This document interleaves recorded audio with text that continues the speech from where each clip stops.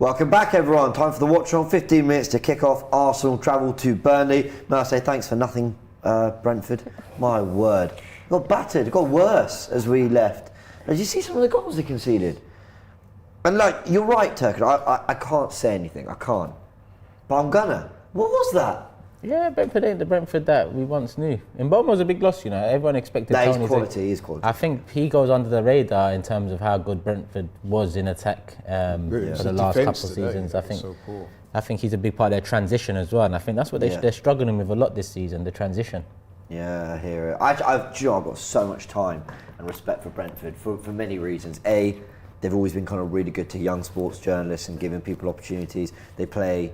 I think they play good football. I love Thomas Frank. I love their story.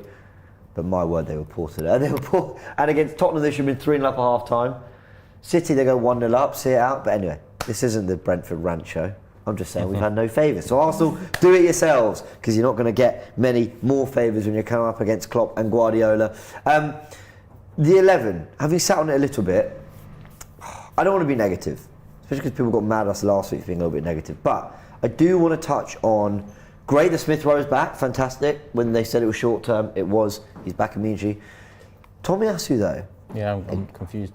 What's going on here? This isn't. A lot of people wonder whether he was just being rested after the Asia Cup for the last game. A week on, and let's not forget last week, a lot of players who were playing that tournament were playing in the Premier League. This is an injury. I had someone being arsey in the comments of a video I did, saying Tomiyasu's not injured. Well, no, he is now. Like, we now know he definitely is. There's no way that this is just rest. I think when fully fit, you can easily put him in our best back four. And he's playing at his best, fully fit. You can easily make an argument for that.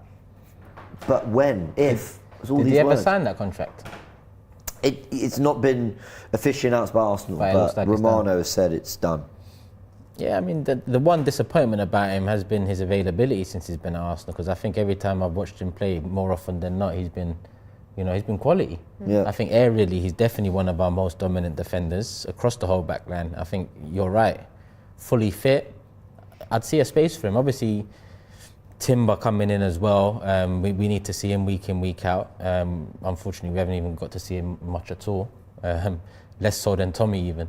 But I think fully fit, everyone available, but Timber aside, you put Tommy in that back line.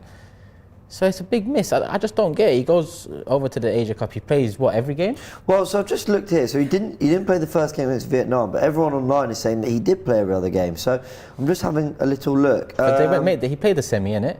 They was in the semi. I think so. Right, so he came on in their second round game. And let's go all the way to their defeat to Iran. Let's have a little look. Did he start? Yes, he did. Centre back. So, yeah, I mean, at the same time, I think we have got strength and depth defensively, and that's showed this season, in my opinion, with some of the injuries we've had. Timber out the majority, Tomiyasu pretty much unavailable quite often this season, Zinchenko at times, and we've still got the best defensive record in the league. So I think that shows us the strength and depth we have in the backline, but it is thin right now with all of these absences. It's good to know Timber potentially end of the month, back in training, March, we start seeing him again. Tomiyasu, we don't really know what's going on. I'd assume it's nothing major, but who knows anymore, because sometimes what is it, a calf injury with him, usually? For who? So for Tomiyasu? Tomiyasu. Yeah, he tends to be having regular sometimes calf the muscle issues. injuries are problematic long term. So something that might have to be managed. But yeah, I mean, I'm still happy with our defence, if I'm honest. Yeah, I'm still a very good back four. Which shows how well Arteta's done in that department. How do you think Kivior's doing, guys? I think he's doing all right. I've liked him the last two games. I think he's doing all right. Okay. Better than before. I don't think he's a left back. No. I just don't think that suits him. A bit like Gvardiol at City. Yeah. You're seeing, and Gvardiol was very highly rated in comparison.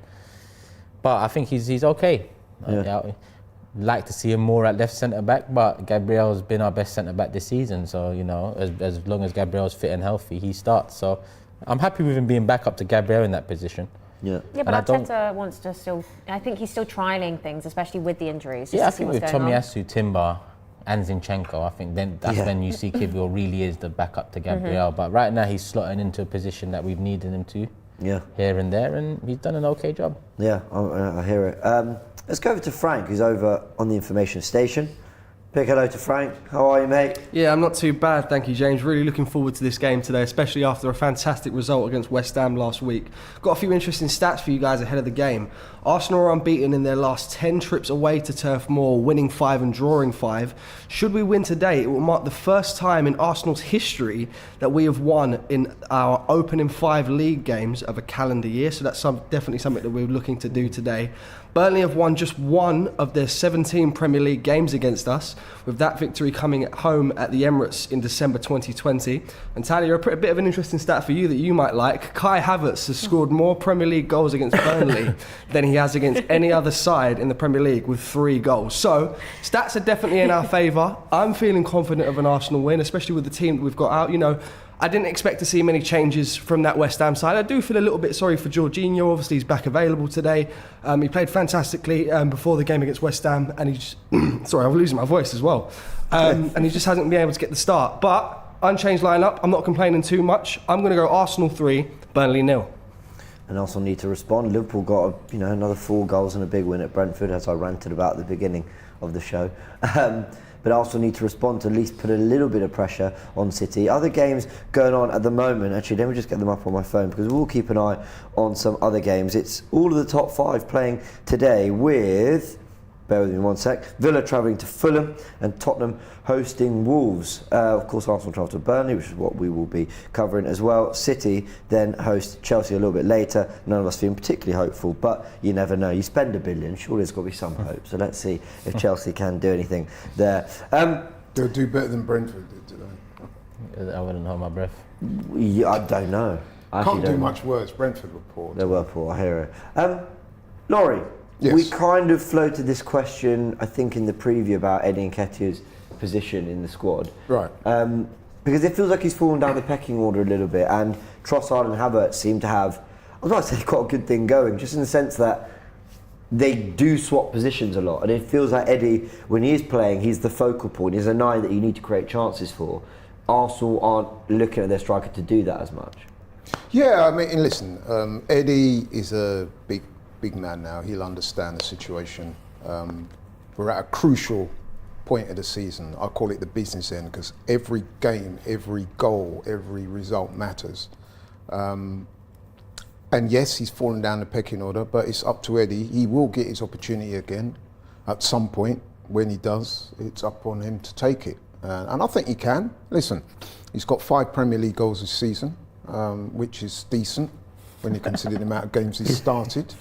We love that. He's still running that same 5-goal thing for the last 4 months. Well, it is a fact. And it's been true for 4 months. Okay. It just hasn't moved to 6. Well, you know, he will at some point, don't worry. But listen, man, I back Eddie. I think he's a decent player. I can never understand the level of vitriol that he gets from his own fans, in essence. Arsenal fans. You seem to He be... just started laughing. No, I'm trying to hold Laurie? it because I knew 5 goals was coming, and I've heard that so much. But it's all right. Sorry. Well, it is a statistical fact. to ruin his You may own. not like that, but that is actually true. So You see, it's not just Havertz that gets it. Sometimes Eddie as well. You know, Eddie, what do you mean? Eddie usually gets it too. But anyway, No. as I was saying, listen, Share he justifiably he's down the pecking order at the moment. But my point is that Eddie will know. He's been around the Arsenal setup for long enough now. He will know that he's dropped down the pecking order. However, it's not over for him. If he gets an opportunity, let's hope he gets an opportunity to come on today. Especially if we're in a winning position, he can come on and do his thing and keep his name in the manager's mind. That's all he can do now, isn't it? Be professional and take it from here.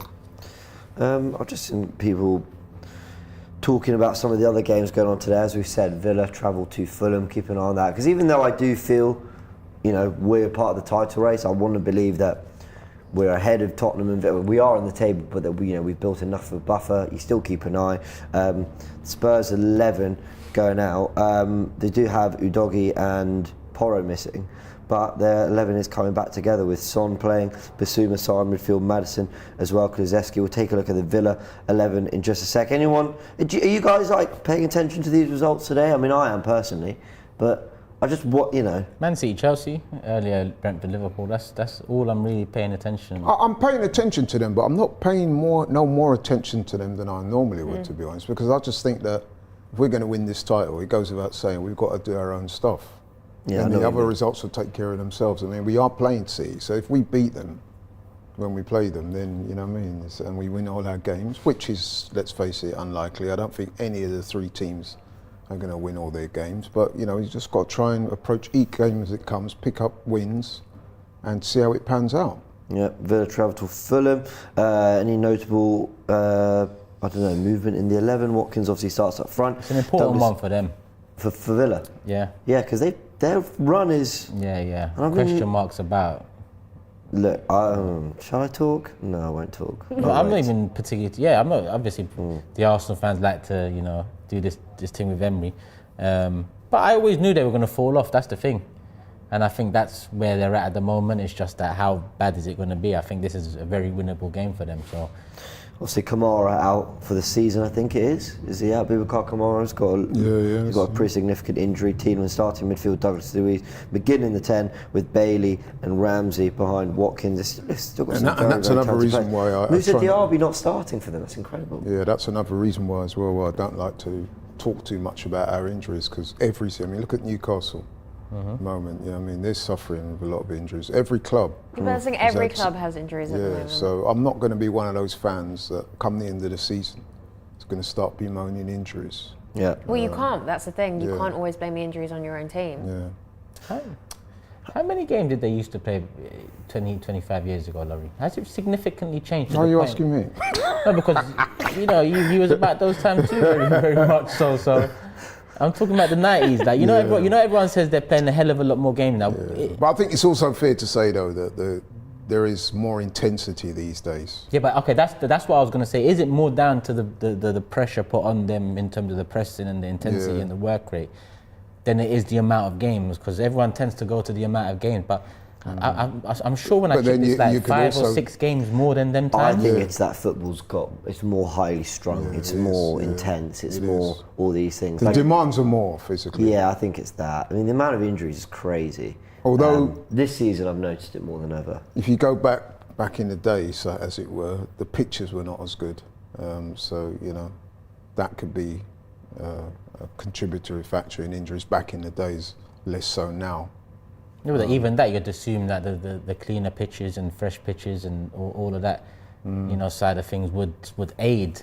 But it seems like we talk more about injuries now than we did 20 years ago. Where I think the intensity level's been upped. The game is far less physical than it was. I guess most of the injuries we talk about nowadays are not down to that big tackle, or that most of them are muscle. It's just them running around usually. Well, but I think sometimes, it just generally speaking with all sports at the moment, I think intensity is definitely picking up. You're just seeing a lot more in general with sport. Yeah, that's true. How much is Porto going to be on the Arsenal players' minds? It shouldn't be on their minds at all. I don't think much at all at the moment. No, you've got to be professional. I'll be real, it's not on my mind. No. I mean, totally honest, it really... I got to Tuesday morning this week, and I saw a tweet being like, so great that the Champions League's back and Arsenal are part of it. I was like, it's back. Like, you seen Harry Potter? Have you seen Harry Potter? I've never watched Harry Potter. No, fair enough. I'm out of the realm. Right, so it was a reference, so I won't give the reference. No, we'll go totally above my head. Give the reference. You know when Minister of Magic Fudge doesn't believe Voldemort's back, and then he sees me, he's like, oh, he's back. Yeah. Yeah, that's what I was like, I was back. There we go. Yeah. I get it. Yeah, thank you. And I know the audience would have really appreciated that reference there as well. I was just like, I was a bit. Yeah, I was like, wow, that's come around quite quickly. It feels like just the other day we played Fulham and it was New Year's Eve, it was the last game of 2023 and all that. And here we are, January felt like it took forever, but suddenly we're in the middle of Feb, Champions League football's back. And even though I know we're about to kick off, even though I know that game is coming on Wednesday, I just haven't been able to look past this game against Burnley. Make it 5 in a rush. I haven't thought about it much. This guy here we're looking at, he's a bit of a handful, Amdouni. I've seen him play a few times. Yeah, he's quite lively, pretty quick. How are people saying, bruv, Harry Potter talking about Harry Potter? What are you laughing at, Frank? I am a wizard. Third person today, James. When I first joined AFTV like 3.5 years ago, I couldn't escape the Harry Potter allegations. Honestly. That's all they called me. I couldn't tell you one thing about that. It's totally gone over my head. Do you know the characters? No, that's what I'm saying. Really? I don't know. I couldn't tell you anything. You don't know about Dumbledore? Nothing. Not Zilch. even Voldemort. Seriously? Zilch. Do you know Hogwarts? I've heard of the book Harry Potter and that's it. I've just not engaged with it at all. We should. Do you want to watch the Harry Potter movie? No. There's a whole marathon. Oh you no, can do. Burnley on the attack, yeah? He changes subjects. You can do a whole Harry Potter marathon. Who's Really? that? Yeah. I think that's Trossard. Trossard straight away. Doesn't look particularly happy here. A decent start by Burnley, I've got to say. We've not been in there half yet. Mind, it's only a minute gone. From kick-off. We're not going to half.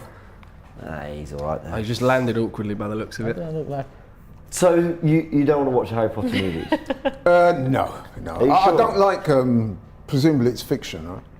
It's fiction. Yeah, it's not. Yeah, it's not real. I don't Wait, do wait, fiction wait, stuff. wait, wait, You're telling me It's not. Quidditch Are you isn't saying real? it's not real world? Wait, what? I'm See, that's not how much getting. I I'm know not about getting it. a letter from Hogwarts. That's how much I know. No, one thing about me, James, my brother will tell you, I do not engage with fiction, books, films, anything like that, really. Okay. So no superheroes. No, You haven't seen the Marvel movies?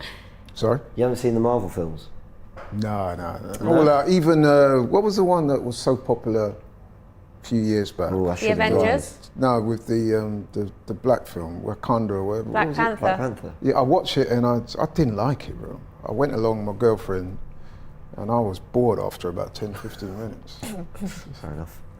Just doesn't do it for me.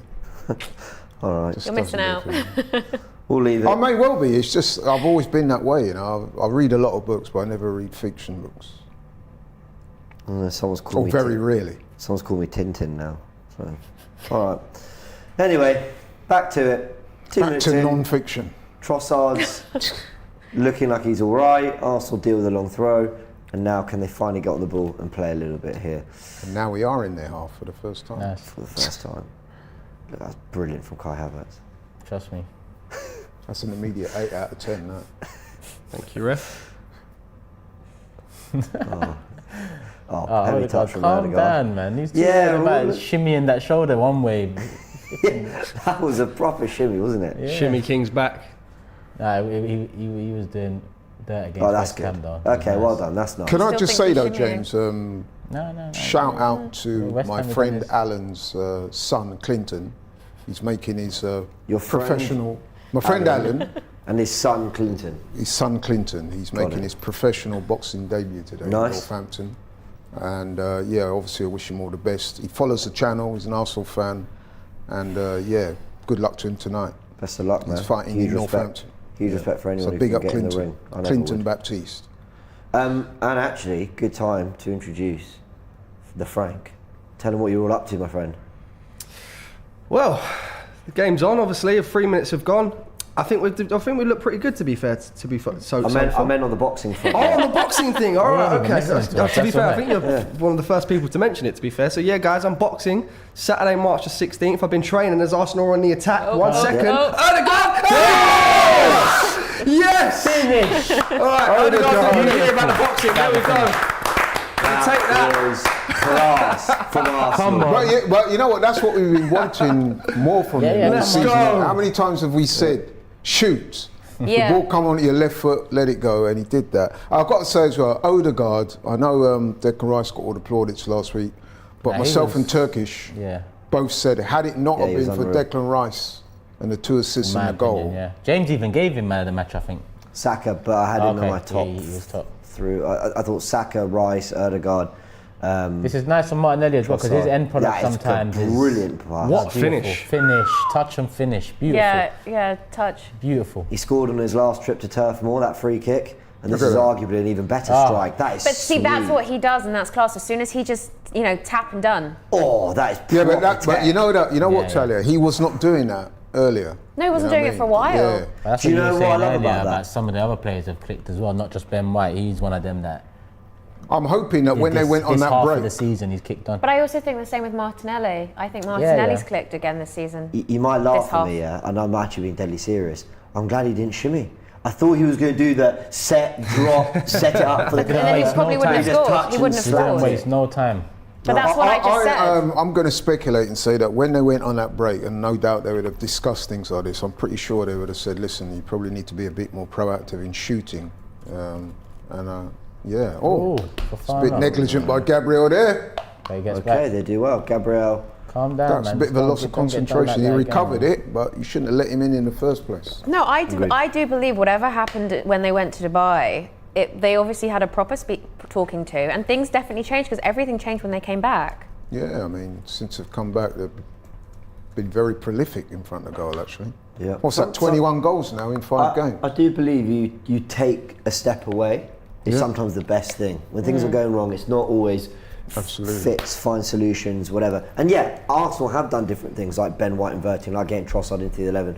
But a big thing I think is honestly just taking a step away sometimes, refreshing and going again. Ball comes into the box, but it's headed out. As Burnley attack here, Frank, Hey, what's going on, we need to get That's back a to bully. what you were saying as Saka's been brought down. Is this going to be yellow? True. Martinelli and Saka are down.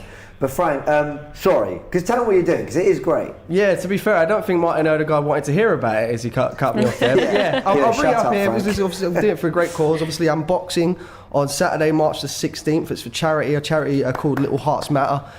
They help and assist people, children that are born with single ventricle heart condition or half a working heart. My uncle unfortunately suffered from this disease prior, and it led to his death at the start of the year, which is a bit unfortunate, of course. But like I said, I'm boxing to raise money for this charity. And the boxing is going quite well. I started sparring a few weeks ago. I've lost a lot of weight in that time. I started weighing myself at the start of the year. I was 90 kg back then. I weighed myself this morning. I'm at 79.5, so I've lost quite a significant amount of weight thanks to the boxing. I'm really enjoying the training, and it's going really well. So guys, if you're around on Saturday, March the 16th, I know as it stands, we're playing Chelsea, but it looks like that game's going to be rescheduled. So if you're around, buy tickets. Go over to my Instagram page, Frank Hastings AFC. You can buy tickets, and if you've got time, feel free to leave a donation as well. You got some good lucks in there from MT. Good luck on the boxing, says Toro Cube. A W from Joseph as well. So yeah, big up Frank comes in from Rich. Good luck, Frank, from the AFTV official Appreciate account. it, guys.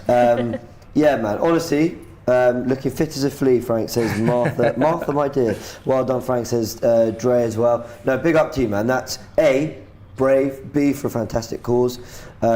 Just a great thing to be doing as well. Appreciate that, James. Thank you. Good What on did you say you was, Frank? 79.3? 79.5 kg I weighed in at this morning. It's funny because I weighed myself this morning as well. I was 80.2, which is pretty good for me. I've lost a couple of kilos since the start of the year as well. So You getting in the ring? no, I've done my bit in the ring. I am a qualified boxing coach. I said to Frank if he wants any tips, I can help him out. But yeah, I've done my thing. I'm happy with what I've done. I boxed to a decent level as an amateur. I've represented London. I've done some boxing for the home counties as well. I enjoyed my amateur boxing career, met some great people, had a great time, and yeah, now it's time to pass it on to the youths. Lots of love coming for you in the lots of love. I'm seeing it, guys. I really do appreciate it. It's much appreciated, guys. Fantastic of the AFTV community, man. Good on you all. And good on Frank. I won't be entering the ring. It's not quite my thing. Can you imagine, like, I'd get a 1 mild slap, I'd be like... No, but you know what I'd say, what's that James, for? right? You would probably surprise yourself if you took it seriously and give it a go. Because one thing I'd say about boxing, in terms of building character, that is probably the best sport I've ever... I've done a whole load of sports, not that I was ever particularly good at any one of them. Yeah. But boxing is the most rewarding out of all of them, I would say, and it's also the most difficult to train for and compete in. So I would recommend it to anybody, even if you just do the training. You don't have to get in the ring and fight, or you could do what Frank does. I did boxercise in lockdown with my mum. Does that count? Well, it's better than nothing. I can imagine watching you coming into the ring, James, and just knocking someone out. I what, just within 10 seconds? I don't know what my... Within 10 seconds. Yeah, within 10 seconds. Yeah, just rock up. But in smash. terms of the training, the preparation, the nutrition and stuff like that, seriously, it's the best That's the sport. bit I find the hardest, the nutrition. Yeah. The don't eat, because like, I love fried chicken and I love burgers. and Yes, pasta. Yeah, I mean, And I wouldn't be able to have all those amazing things. when I was a boxer, you have Nice. to make weight. So obviously, you know, it's not the best thing for. No, I've got a huge It's not the best anyway, really, if you're an athlete, no matter what sport you do, to be eating stuff like that. I'm pretty sure those guys out there, well, they shouldn't be indulging in fried chicken and stuff like that. But hey, Albie says, put Turkish in the ring. I did He have prefers the There octagon, was an don't offer a few years ago to do one of these influencer ones. Really? Yeah. Damn. Who do you know who'd have fought? Yeah, but it's the less said on that, the better. I can think of a couple of people that he might want to fight. I'm not going to name them. If the money was right, I wouldn't have minded. But I'll tell you what, my money would be on you, knowing what you like. I prefer MMA though. That's the thing about me. Yeah, that's I like boxing, but Was I it prefer Stan, was MMA. it Stan Kroenke? No. I would have signed. I would have signed up for that one. Yeah, not A lot of these footballers, Italia. by the way, they do MMA and boxing training in the close season to keep themselves ticking over. Would you box? I used to. Good on you. Yeah, I used to box. I used to box with not boxercise. I used to have a trainer. I used to love it. We used to spar, and every time I dropped my gloves, he'd whip me around the face, straight back up. Oh, And people- that's good ball. Go on, you got to square it. Martinelli's there. Should have squared it. Oh, that was a bad one. That was a bad one from Trossard. He had to just secure that. That could have been game over inside the first 12 minutes. It's interesting because it was at Martinelli. Oh, he was offside, This I was think. nice from Saka, you know. No, he'd have beautiful. been, oh, that's tight. I think he might have been Just slightly off. Just off. It says offside there. Is that Martinelli that made it wrong? Actually, I'm going to defend Trossard a little bit. I think he tries to square it. I think that gets intercepted. No, I don't think he was going to No, square I think that. he's He tried was to trying take it around. He wasn't. keeping it. No, he wasn't going to. Yeah. But I think if he did, I think it would have got Oh, intercepted. okay. I think. It's good though that Martinelli did not throw his hands up in the air and do a tantrum, as a lot of other players would have done. Turkish v Havertz on pay-per-view. I'd watch that. Who'd you be rooting for? Havertz. Yeah, scumbag. That'd be unreal. There are rumours of KSI Wayne Rooney. Have you heard this? Yeah, I don't know Listen, about based on Wayne Rooney's previous year, so I saw him, Phil Bardsley knock him out in his own kitchen a few years ago. I think he should stay That away was, from boxing. That's what led to the celebration. Stay well away from boxing, Wayne Rooney. Actually, no, don't stay well away from boxing, but you know what I'm saying? Don't be calling out KSI because he would smoke you. KSI is a very young man, taking boxing very seriously. He's had a number of fights. Wayne Rooney, I think maybe stick to fighting some other ex-footballers who are looking to take up. Weren't Rio interested in boxing at one point? I thought he did. I think they rejected his license, Yeah, didn't they they? did. Yeah. Why? I'm not too sure, He's to too be old. fair. He was trying to get into professional boxing at the time. Oh, fair enough. Look, let's talk about football. Near 15 minutes in. What are we saying? Comfortable? It's looking 1-0 comfortable so far. Yeah, just comfy. Yeah. ticking away. It's Yeah. a lovely throw into I mean, Ben we White. are talking about a team, James, that's conceded over 50 goals, 51 now without Yep. early goals. So What's crazy And is Sheffield United conceded 60. exactly, yeah. So you know, Nice. so Well Martinelli. Martinelli has Go done on. him. He's got to get this square Oh, up, but lucky. it's well defended, to be fair. And they've given a goal kick. It's come back off Martinelli. That was good from him. Good to see him taking on his fullback. Yeah, But what I am impressed with that Arsenal are looking purposeful right from Yeah. the start. Yeah. And you've got to do that because this is a game that we simply have to win. I mean, there's no margin for error here. Well, the to whistle's win. gone and they've shown up. Yeah, Rather than some you have to games, win. the whistle's gone and they haven't shown up for a while. Well, I think it went under the radar that the first 20, 30 minutes against West Ham, they weren't bad, they were good, but they weren't scintillating. There was a lot of, Arsenal like to feel out the opposition and work things out, and then they got There the was gears. actually a little period in that game where West Ham were dominating possession. It weren't for very long. No, minute 10 to 20, Yeah, I agree. yeah, they yeah. were on the ball, and I was like, okay, But Arsenal. once we got the goal, Yeah. that was it for them. What did you guys think? We were crossing the ball a lot more against West Ham. There were a lot of, like, everyone's going to think I'm doing too much for Kai Havertz here, but here we go. I felt that so often Havertz was in the box and the ball was falling to the other player because the defenders seemed so preoccupied with Havertz being 6'4" at the back post. So do you remember that Trossard header when he headed it? He should have scored, but I felt like West Ham was so preoccupied by what Havertz was doing at that back post that Trossard was just kind of there in acres of space. And Saka should have scored from a header into a ball into the box and a header as well. But you know what's interesting about that game? Trying to use him as a decoy in that way. You know what was interesting about that game is that if you look at the stats for the two respective games, on last week Sunday, I think we got 6 goals from 25 shots. When we played them at the Emirates back in December, I think it was, we had 30 shots. Yeah. And we didn't score at all. So it just goes to show that finishing is, I mean, I know it's a obvious thing to say, but it's, so once you get that early goal, like today, we've got the goal. Look how comfortable and relaxed we look. It's Kai. Go on. Oh, that was nearly good. That was nearly a moment for him. That was a nice turn if it worked off. That was nearly. I actually rate the confidence to try it. Shame we couldn't. Shame we couldn't pull that off. But nearly. See how that's our midfielder, yeah? And it looks like he's the highest forward. It looks like he's the one trying to get on the end of things. Yeah, because last week a lot of people mistakenly felt that Havertz was playing up front when he wasn't really, was he? No, he was. We talked about some tactical insight before, yeah? And again, it feels like a bit of a cop-out for him. And I'm not saying it's good, I'm not saying it's working for us, I'm not saying it's worth 65 million. But Havertz his job seems to be not on the ball, which sounds crazy. When we have the ball, it's go be high up the pitch, let Trossard drop deep, and then when Burnley have the ball or West Ham have the ball, drop into midfield and be a presence and win your duels and get alongside Declan Rice. And I'm like, that is crazy. At 65 million, his job, look, he's in line with Declan Rice there. But watch when we have the ball, he will be way higher than Odegaard. And I find that it's like he's everywhere but where the ball needs to be. Yeah, he like I said before, he just needs to score a few goals and get a few assists. He needs to stamp his name on the games a bit more. I mean, we all. I find that Havertz is such a polarising figure within the Arsenal fan base because for every Turkish, there's a Julian. You know what I mean? So.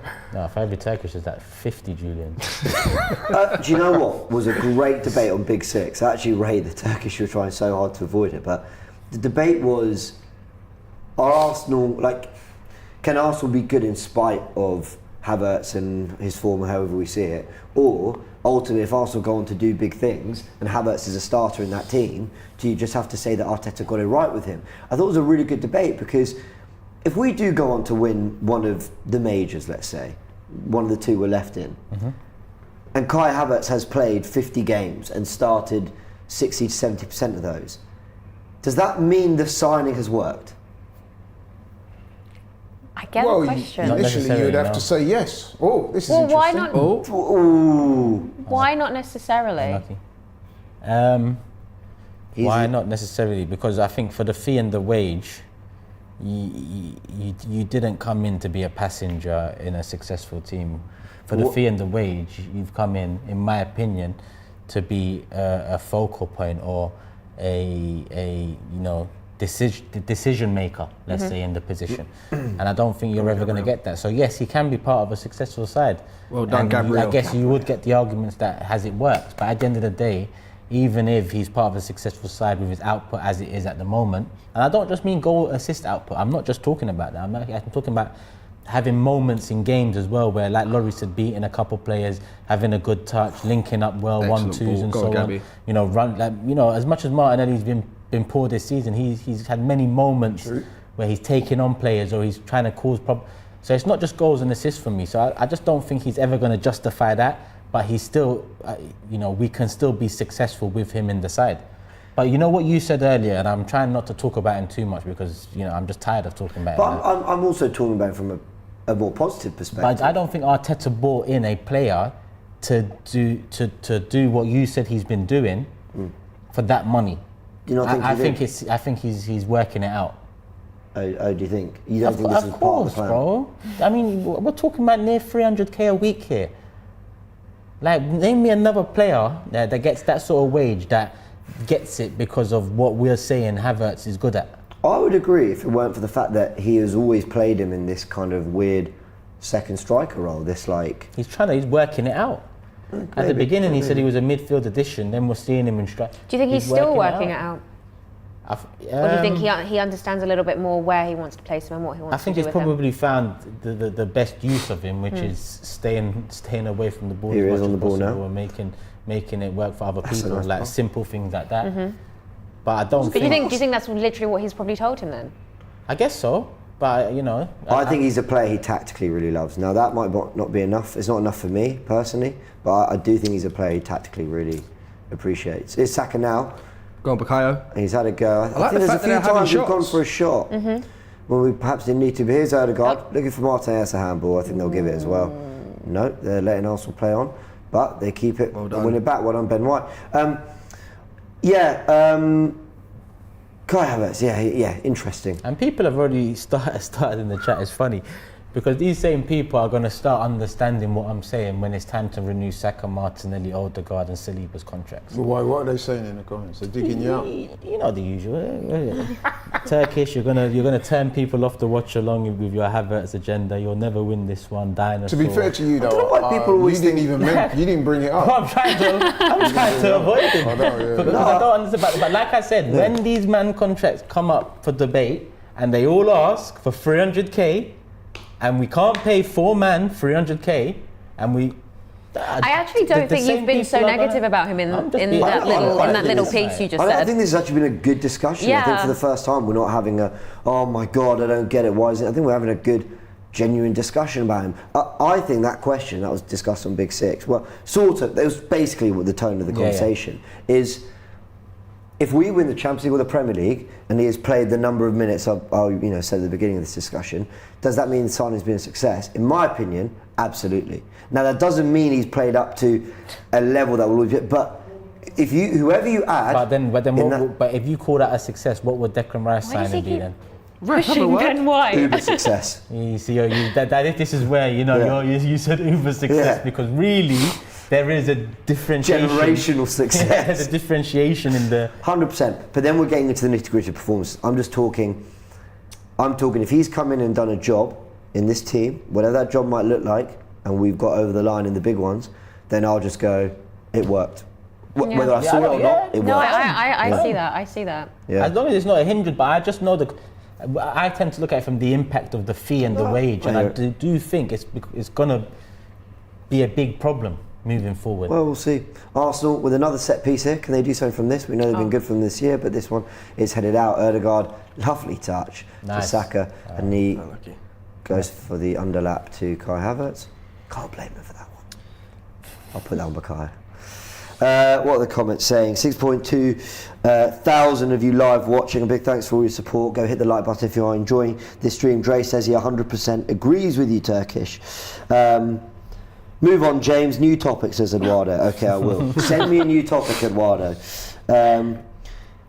Sagat says people who get it. Fair enough. Ben White is a headache on corner, says MK. If we win anything, our team deserves all the respect, 100%. I really would like Arsenal to get over the line, not just so we enjoy it, and that's obviously what we want as fans. We want to see Arsenal winning trophies. But I feel like a lot of these players deserve more respect than they get. And do you know the examples I always use? Yeah, is when Arsenal weren't winning titles, they weren't really competitive, but we had Van Persie, Fabregas, Nasri. And I would argue with my friends, I'd be like, these players are quality, world class, some of them. Van Persie, Fabregas. And no one would ever buy into it, no one would ever believe us because, we're Arsenal, we're getting top 4, and you always lose at Stoke away, and no one would take us seriously. I'm like, just because the team ain't doing it doesn't mean these players aren't quality. And I just want these players to get recognised, a lot of them. And I feel like, unfortunately, that doesn't truly come till you get that big one over the line, which I understand, but I just feel like the quality's there with a lot of them. Yeah, I would say that. I mean, you have to put it into perspective as well, is that if... let me just see this play out, because Burnley are on the attack. Get it out. Good save. Good save by Right. That's a scrum right away, but he's done well. Although if he'd have got beaten on his inside post, I think people more would of a question it, but it was still a decent... Looked like a shot to me. Maybe a scuffed cross, maybe, but Looked like you meant it to me. That's a nice ball. Burnley We're going for it a little bit here. Getting behind. What were you saying, Laurie? Sorry, I'll just wait for this attack to break down. Well done, Saka. Denies the corner. Good defensive work there by. Yeah, so what my point was going to be is that we need to put things into perspective. So if we don't win the title this year, and you know, it's a big if because obviously there's still a lot to play for. And say we come runners up to City like we did last year. For me, that doesn't represent failure because you have to. Oh, unlucky. You have to factor into the equation that City are a phenomenal team, one of the best we've ever seen. So it's a bit like when Usain Bolt was running, isn't it? And when Michael Johnson and people like that, they're so dominant that if you if you come second, it's almost seen as, well, I'm the best of the rest, rather than looking at it as failure. And that's how I tend to look at this season. Because I personally never predicted that we'd win the title, but we want to push City all the way, obviously. We want to win it. But what I'm saying is City are so good right now that, you know what I mean, they've just taken football to another level, if you ask me. Arguably the best team we've ever seen in domestic football. They won the treble last year, on schedule for winning it again this year. I mean, that's phenomenal, right? But that's if we don't win the title, I don't think we can necessarily look at it as failure. But that's what I said I remember the end of last season, of course, would have much preferred to have win the league. That looked like a shot to me. To lose to someone like City, it was like, well, you know, they won the treble, you can't really say much about it. You'd rather lose to someone like City than anyone else. Yeah, I mean, you never want to, you don't target runners up. What I'm saying is if we push them all the way and we can come out there with an honourable second place, I, for one, I'm not going to look at that as failure because City are that good that they're the best team in world football right now for me. No, it's still failure. All your points are correct, but it's still failure. We cannot turn around and say it's not failure. The goal is to win majors, and this is what I said earlier about Arteta. Arteta said it himself. So this ain't me trying to heap more pressure on. He puts the pressure on himself. We've got to start winning the majors. If we push City all the way and we finish second, you see that as failure? Bro, back in the day when Wenger was in the league, it was deemed impossible to be able to. No, but this City team now, arguably the best we've ever seen. We're in here. Let's go. Trossard. Cross it now. Can he get this one right? He's kept back to be fair to him. And Odegaard's won it back. I think Trossard's trying to get on the score sheet a Heavy bit too hard. Heavy touch to Kivior. And now here's Odegaard. Can Arsenal make something of this? First time we've probed in a good 5-10 minutes. And now he's lurked for Havertz. Not bad. Not bad idea. We've got a super chat from Josh King. Says, I think Havertz's role as a shadow striker is intentional. Mentions, he says, Thomas. Could be, it's shoulder to shoulder. Right? Yeah. Thomas Müller has played the same role and talked about it in interviews, he says. Interesting to hear what the people would say about that. I hate this Thomas Müller thing as well. Like, people need to stop bringing up his name. Like, that's disrespect. Thomas Müller has actually done a considerable bit of dirt in football over the years for him to be compared to Havertz because of Müller was delivering. So he's not the attacking Gilberto Silva, you're saying? Bro, and that's the offensive Gilberto body shape of Van Persie. Like, what is going on in the world of football now? But to go back to our previous argument, I think that's more salient. I'll be interested to hear, can we run a poll? If we do push City all the way and come second, say, would people see that as a failure? Because personally, I wouldn't. No, I think the way I see it is failure in terms of you didn't reach your target, but there is context to it. Like you go, we failed. You look at why. You look at what you did wrong, but you also acknowledge that you're coming up against one of the best managers of all time, one of the best Premier League midfielders of all time, one of the best Premier League strikers of all time, and you go, we failed. We spent a lot of money. And you look at whether you should. It's all about also, how far behind you finish. Like context. Yeah, I did say we pushed them all the way. But it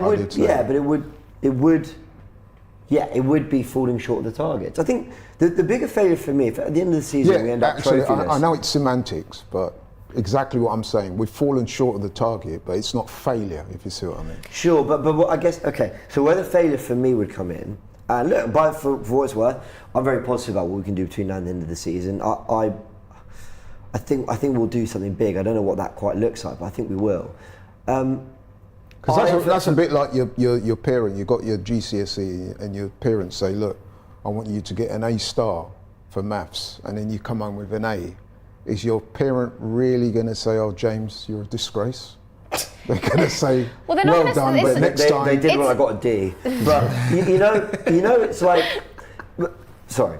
For me, the context comes at the end of the season. We finished a point behind City and not won the league. We got to the Champions League final and lost.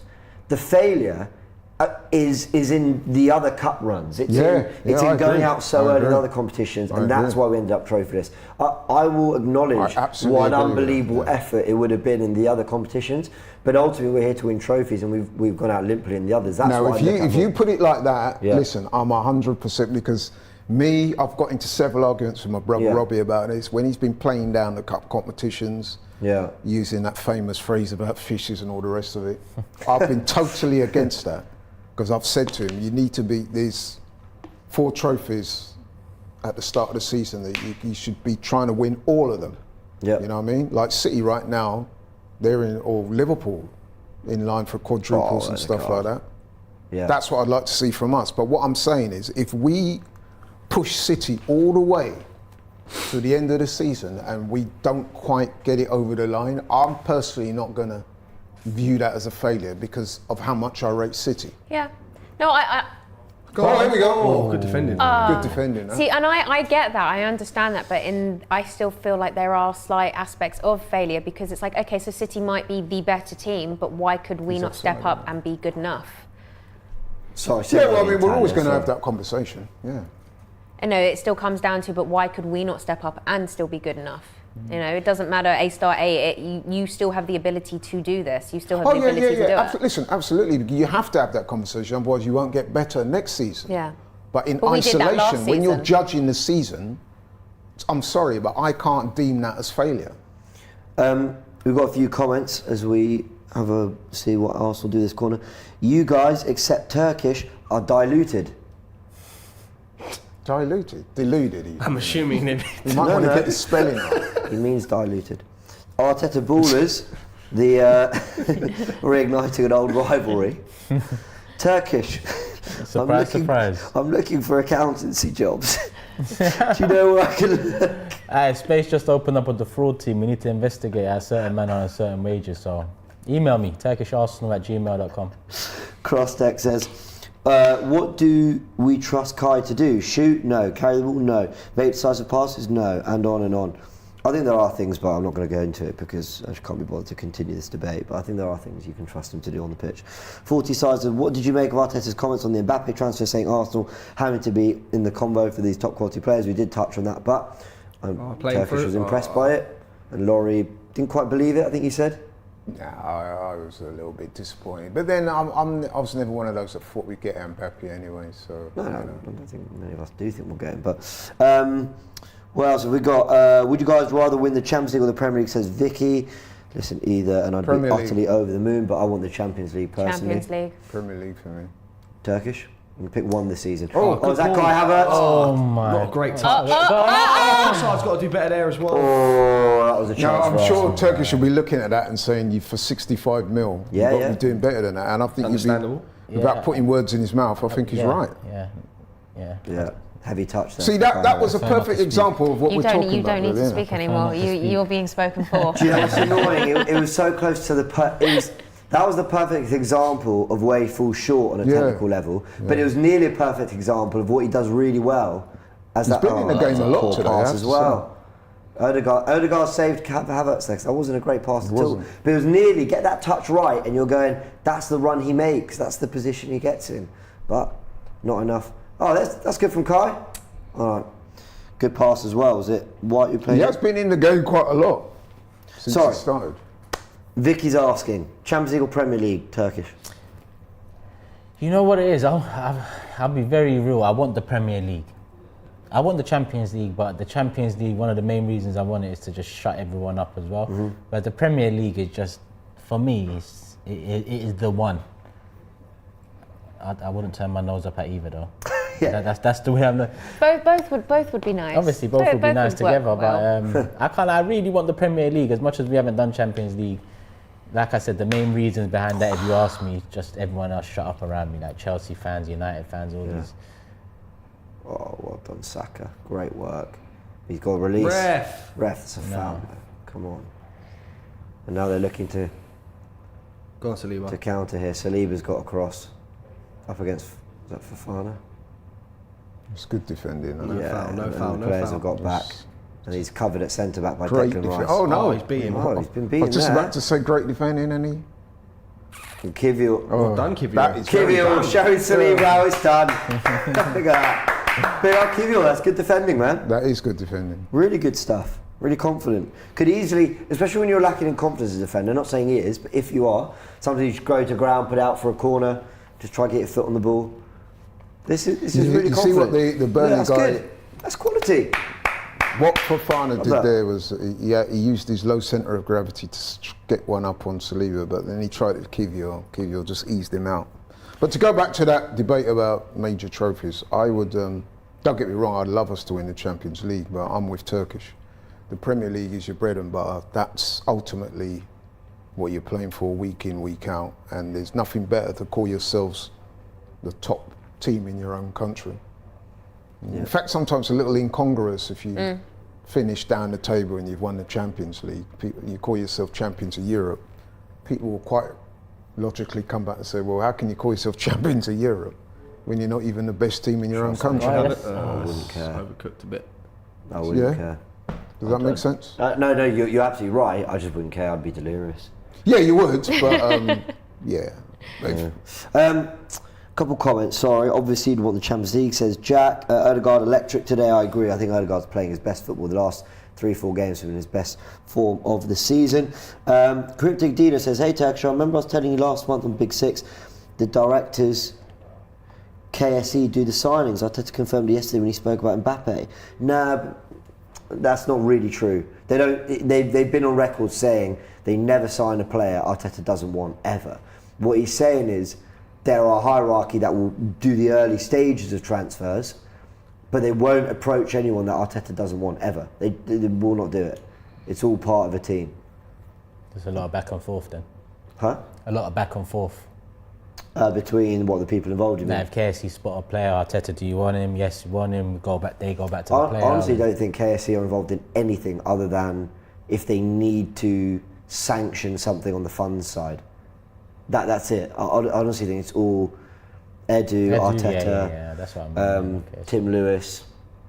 Who else? That guy who used to work in the Premier League just recently got a promotion. He's become the new CEO. Name's escaping me. Let me know in the chat, guys. Busy's asking, Turkish, the best restaurant in Wood Green / Green Lane. Antep'liler. I'll put it in. I'll put it in the chat in a sec.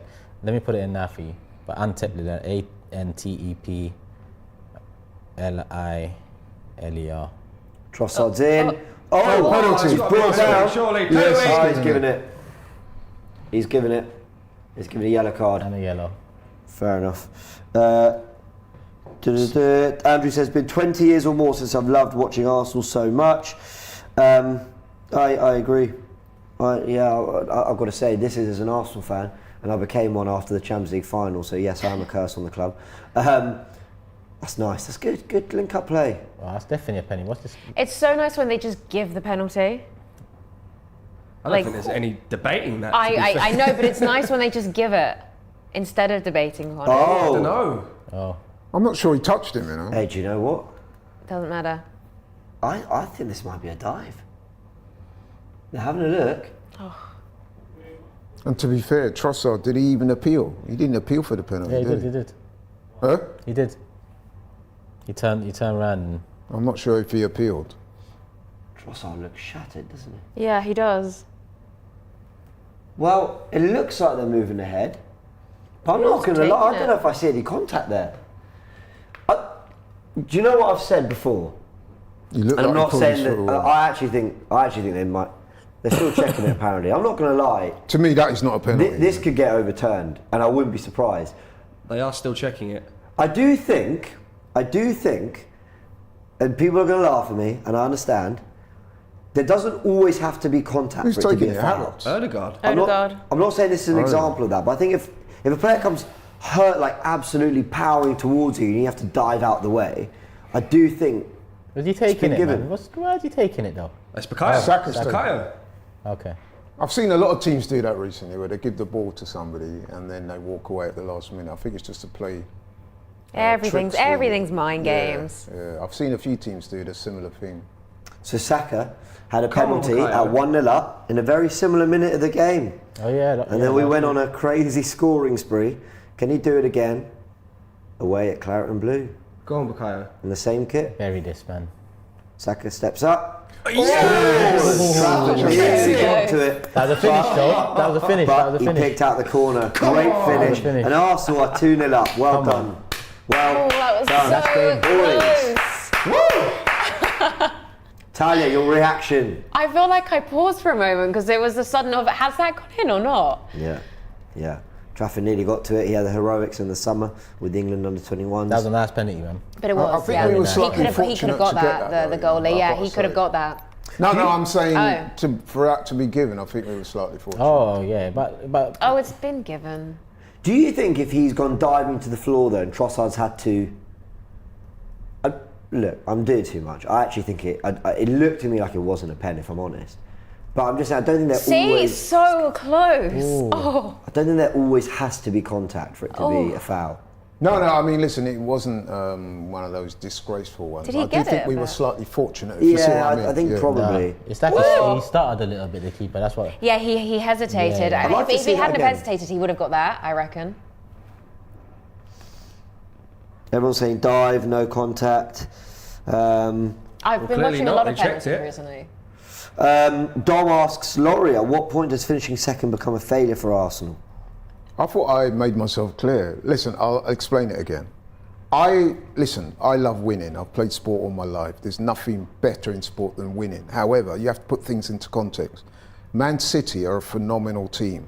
And what I'm saying is, if we push them all the way and we come an honourable second, I, for one, will not regard that as failure because of how much I rate Man City. So I hope that kind of clears it up. I'm not endorsing finishing runners up. What I am saying, in life, you have to contextualise things, yeah? So if you come runners up to Usain Bolt and he's the fastest man that ever lived, then you know what I mean? You have to put things in context, bro. With City, you're talking about a team that many people who know a lot more about football than us lot are saying are the best team it's ever. Not a fair comparison, though. Okay. No, but I just said it. A lot of people say Man City are the best team this country's ever No, they produced. are, but you can still put a time on it, though. You can put that into something like motorsports. And anybody that watches F1 last season, it was obvious that Red Bull were just storming it, and any other team, whoever came second to Red Bull, was obviously the best of the rest. I said, I think I was on Latte Firm and we were talking about the Mbappe stuff and whether he'd go City. And I said, if City got Mbappe and had Haaland and De Bruyne and Guardiola, second becomes a trophy. I don't care. I don't care. I'm doing an open top bus parade for second place if they get Mbappe. I'm not even joking. I'll be doing the rounds like, listen, this is what we got, people. Enjoy it. Enjoy it. No point. I'm joking for anyone who takes that too seriously. Perma says, when are the Havertz lover boys going to realise that his presence impacts the overall team negatively? Gabriel Martinelli dips in quality because of Kai's rigidness. I don't want to listen. Anyway, do you know, I don't even want to, yeah. Would you like to? I don't know. Would you like to address it? You should have seen the face he pulled me. What? When you started talking about Kai Havertz, where he looked at me. Yeah, in agreement. I'm just wondering what... Yeah, what did the comment say? Lover boys, obviously, yeah. That was the moment. Yeah, I thought it, yeah. Oh, thanks. What a lot of people as well have to understand as well about last season, James, is that if we're being realistic, when we had that great run and we went top of the table and then we finished seconds, we kind of came from no one was expecting that. Well, very few people were. No one really saw that coming. And so for this season, the expectation is therefore increased. But that doesn't take away from the fact that City is such a good team. We've got some goal updates. By the way, Paul, I have seen your super chat. We will try and sort things out at half time. Let's go over to Frank with some score updates, man. I'm putting you on the spot there a little bit, but and also give us your thoughts on what's nearly half time. Actually, don't give us your thoughts because we're coming to you for half time show very soon. So don't say anything about this half. Okay. But tell us about the scores around the ground. So I won't give you What any a of my opinions, transition. that's fine, no worries. But I have got the scores up here. So of course it's 2-0 in this game and we've played fantastically so far. I'll talk about that at half time. Aston Villa are leading 1-0 at, what's the name of Fulham Stadium again? I can't remember. Oh, because it's Craven Cottage. Craven Cottage, thanks, courtesy of an Ollie Watkins goal. And I have just seen, and I understand now why he's come to me, Wolves have taken the lead against Spurs, courtesy of a Joao Gomez goal in the 42nd minute. There's no other goals in the other games, which are Newcastle versus Bournemouth and Nottingham Forest versus West Ham. But come on, Wolves. Come on, Wolves. Villa leading though, so this is why I chose not to speak, because I never like to say anything before the result. They're now winning, but let's see. Go on, Fulham, do us a little favour there. I still want to just keep Villa at a nice arm's length. And be in this pack with Liverpool and City, but we've got to do our job. We're doing it so far. 2-0 up. Here's Bukayo Saka on the ball. Oh, he's found. That was really almost very good. Ben White is the master at this, you know. Every time we had an attack, and then it looks like the team are about to go the other way, he cleans up every time. He goes, no thanks, I'll take that back. Clean up, man. He's very underrated, Ben White, man. I love him. Brilliant player. Yeah, he's not. Oh. Saka nearly. If he Well done, pulled that Bukayo. off, he was. Oh, that's not a foul. What's he on? Oh, don't do it, ref, man. No. I think Even the defender I think looks he's a booked bit him. coy there, don't he? Because He booked him for I think kicking he's it booked away. him for kicking the ball away. What? No, for kicking the ball away, I think it was. Nah, come on. I'm just waiting for Chow confirmation Nice on has that. been not talking about the PGMOL for a while. What? That was just a coming So together. that's fine. Yeah, that's There's more than enough time. Yeah. No, but that's Do you Steve know was what? kicking the ball away. So, Saka's seen him, hasn't he? He has seen he's called it, and then yeah. But for me, though, I didn't think that was a foul. That was a coming wasn't a together. foul. The linesman's and Saka the got the shit better out of of it. that. Oh no! Oh, well challenge. done, Declan. What a Great challenge. Bloody hell, that was phenomenal. What a tackle! Sweeps up because a few players there. I don't know if it was Gabriel or Saliba got caught out of position because Havertz and a centre back came to deal with someone they didn't. Rice had to sweep up. Question to you two, yeah? Blue card advocates. In that moment there, would you prefer Saka gets a yellow or a blue card and 10 minutes out the game? So would they? Is that what they would give it for? That kind No, of thing? I don't know. They don't think know. it would be. They don't mean To no. give, No, to, I'm just to, asking. no, Never- I never think blue card it for that. applies at the other end when But someone's isn't going yellow through. a harsher potential punishment if it leads to a red? Huh. No, I think the See, application. it gets very technical. That's why question. yellow and red, it has to be just that. It's a very good question. And improve So, these refs. let me just make it really clear what I want blue cards in the game for. Those accidental red cards, and what I mean by that is the ones where players got the ball and maybe they've accidentally rolled over, they've caught them, and it's like, do they deserve to be really off the pitch because they slipped over the ball, but then at the same time acknowledge that they have caught the other player badly, take 10 minutes off, whatever. And for cynical fouls, when there's a 4-on-2 and Rodri decides he wants to just yank a player's shirt, and you know, those clever yellow cards, for me, I think if you've not made a clear attempt to actually try and win the ball, you should see 10 minutes off the pitch for that. But I don't trust them to implement it that way, because what they're saying now is they're going to do it for dissent. Load of nonsense. I saw Dallo got sent off at Anfield. Yeah.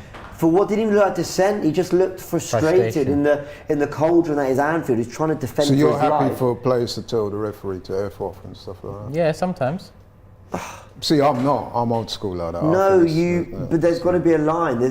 I think referees. I think referees got to be a bit less precious. With and any just rule, it's got to have a be talking applied to. with common sense. Yeah. Yeah, of course. But if you turn around and go, you effing C word, yeah, blah, blah, blah. when you see some of the players take 10 how minutes off the disrespectful pitch. they are to officials, I think it's poor, bro. Seriously. Yeah, okay.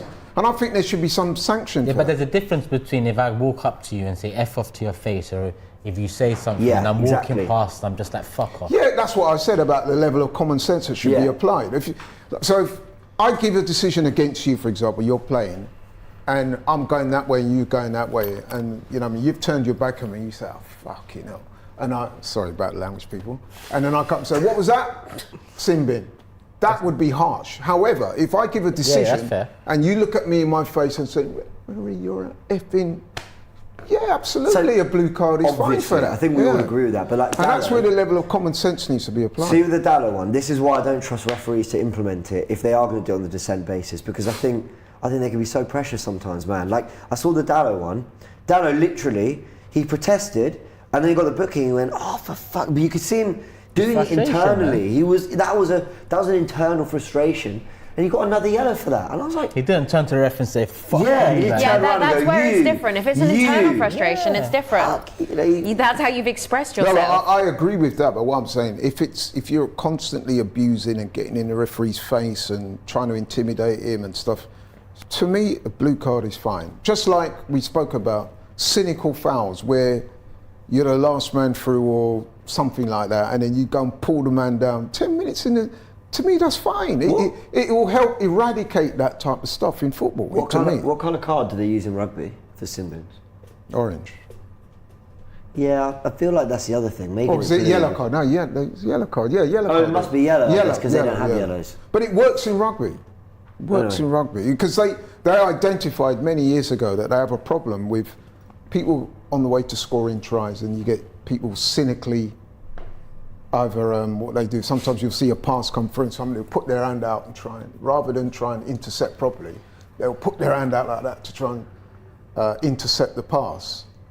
So that's a yellow card. Stuff like that, little cynical fouls that they do in order to stop tries being scored. So they realised they had to clamp down on it.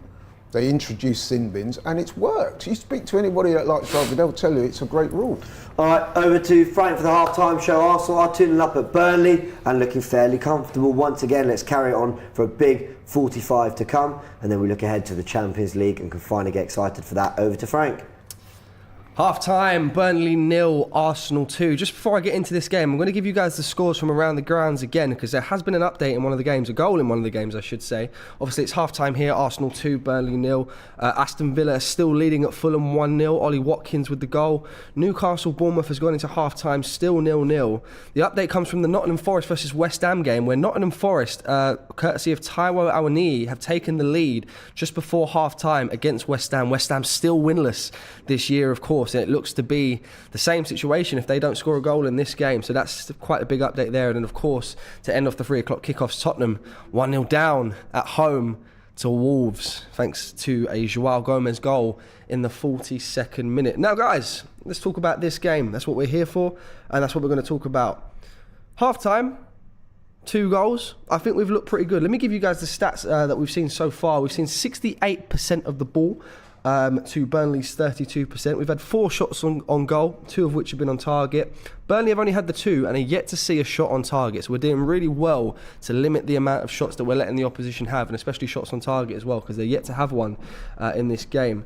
If you look at the passes, we've attempted 317 and completed 270, which works out at 85%. Burnley have only attempted 147 and completed 101, which works out at 69%. Right, let's talk about the goals. The first goal for me was really, really satisfying. Of course, the captain himself, Martin Odegaard. An early goal was exactly what we needed, and that goal, of course, coming in the first 5 minutes of the game. Perfect. Now, what I'm so satisfied about with the goal is obviously it's fantastic work from Gabriel Martinelli on that left-hand side to get the assist that leads to Odegaard scoring. But the fact that we actually saw Martin Odegaard take a shot when every single person here said shoot, instead of doing his shimmies, instead of taking his time, he took the shot and it worked. It was a fantastic goal from Martin Odegaard. And I've just got, obviously, since he scored the goal, I'll give you guys this stat. Since the start of last season, only 6 players have been involved in more Premier League goals than Martin Odegaard. So since the start of last season, Martin Odegaard has been directly involved in 32 goals, 20 of which being scored by himself, and he's assisted 12, while he's had a hand in more goals than any other midfielder in the competition during this period. So a fantastic stat there for Martin Odegaard. And it shows you that what happens when you pull the trigger. I think one of my biggest criticisms of Martin Odegaard is like he doesn't always make the right decision, and more often than not he makes the wrong decision. He just creates so many chances that he gets the numbers that he's been getting since the start of last season. 32 goal involvements in a season and a half, maybe just over a season and a half. That's pretty impeccable. But he made the right decision for this goal, and it's a fantastic goal that he scored. Then we talk about the second goal. Now, I'll be honest. If I thought it was a penalty, I would say it's a penalty. I'd look at this. It's obviously on the screen right now. I didn't actually think it's a penalty.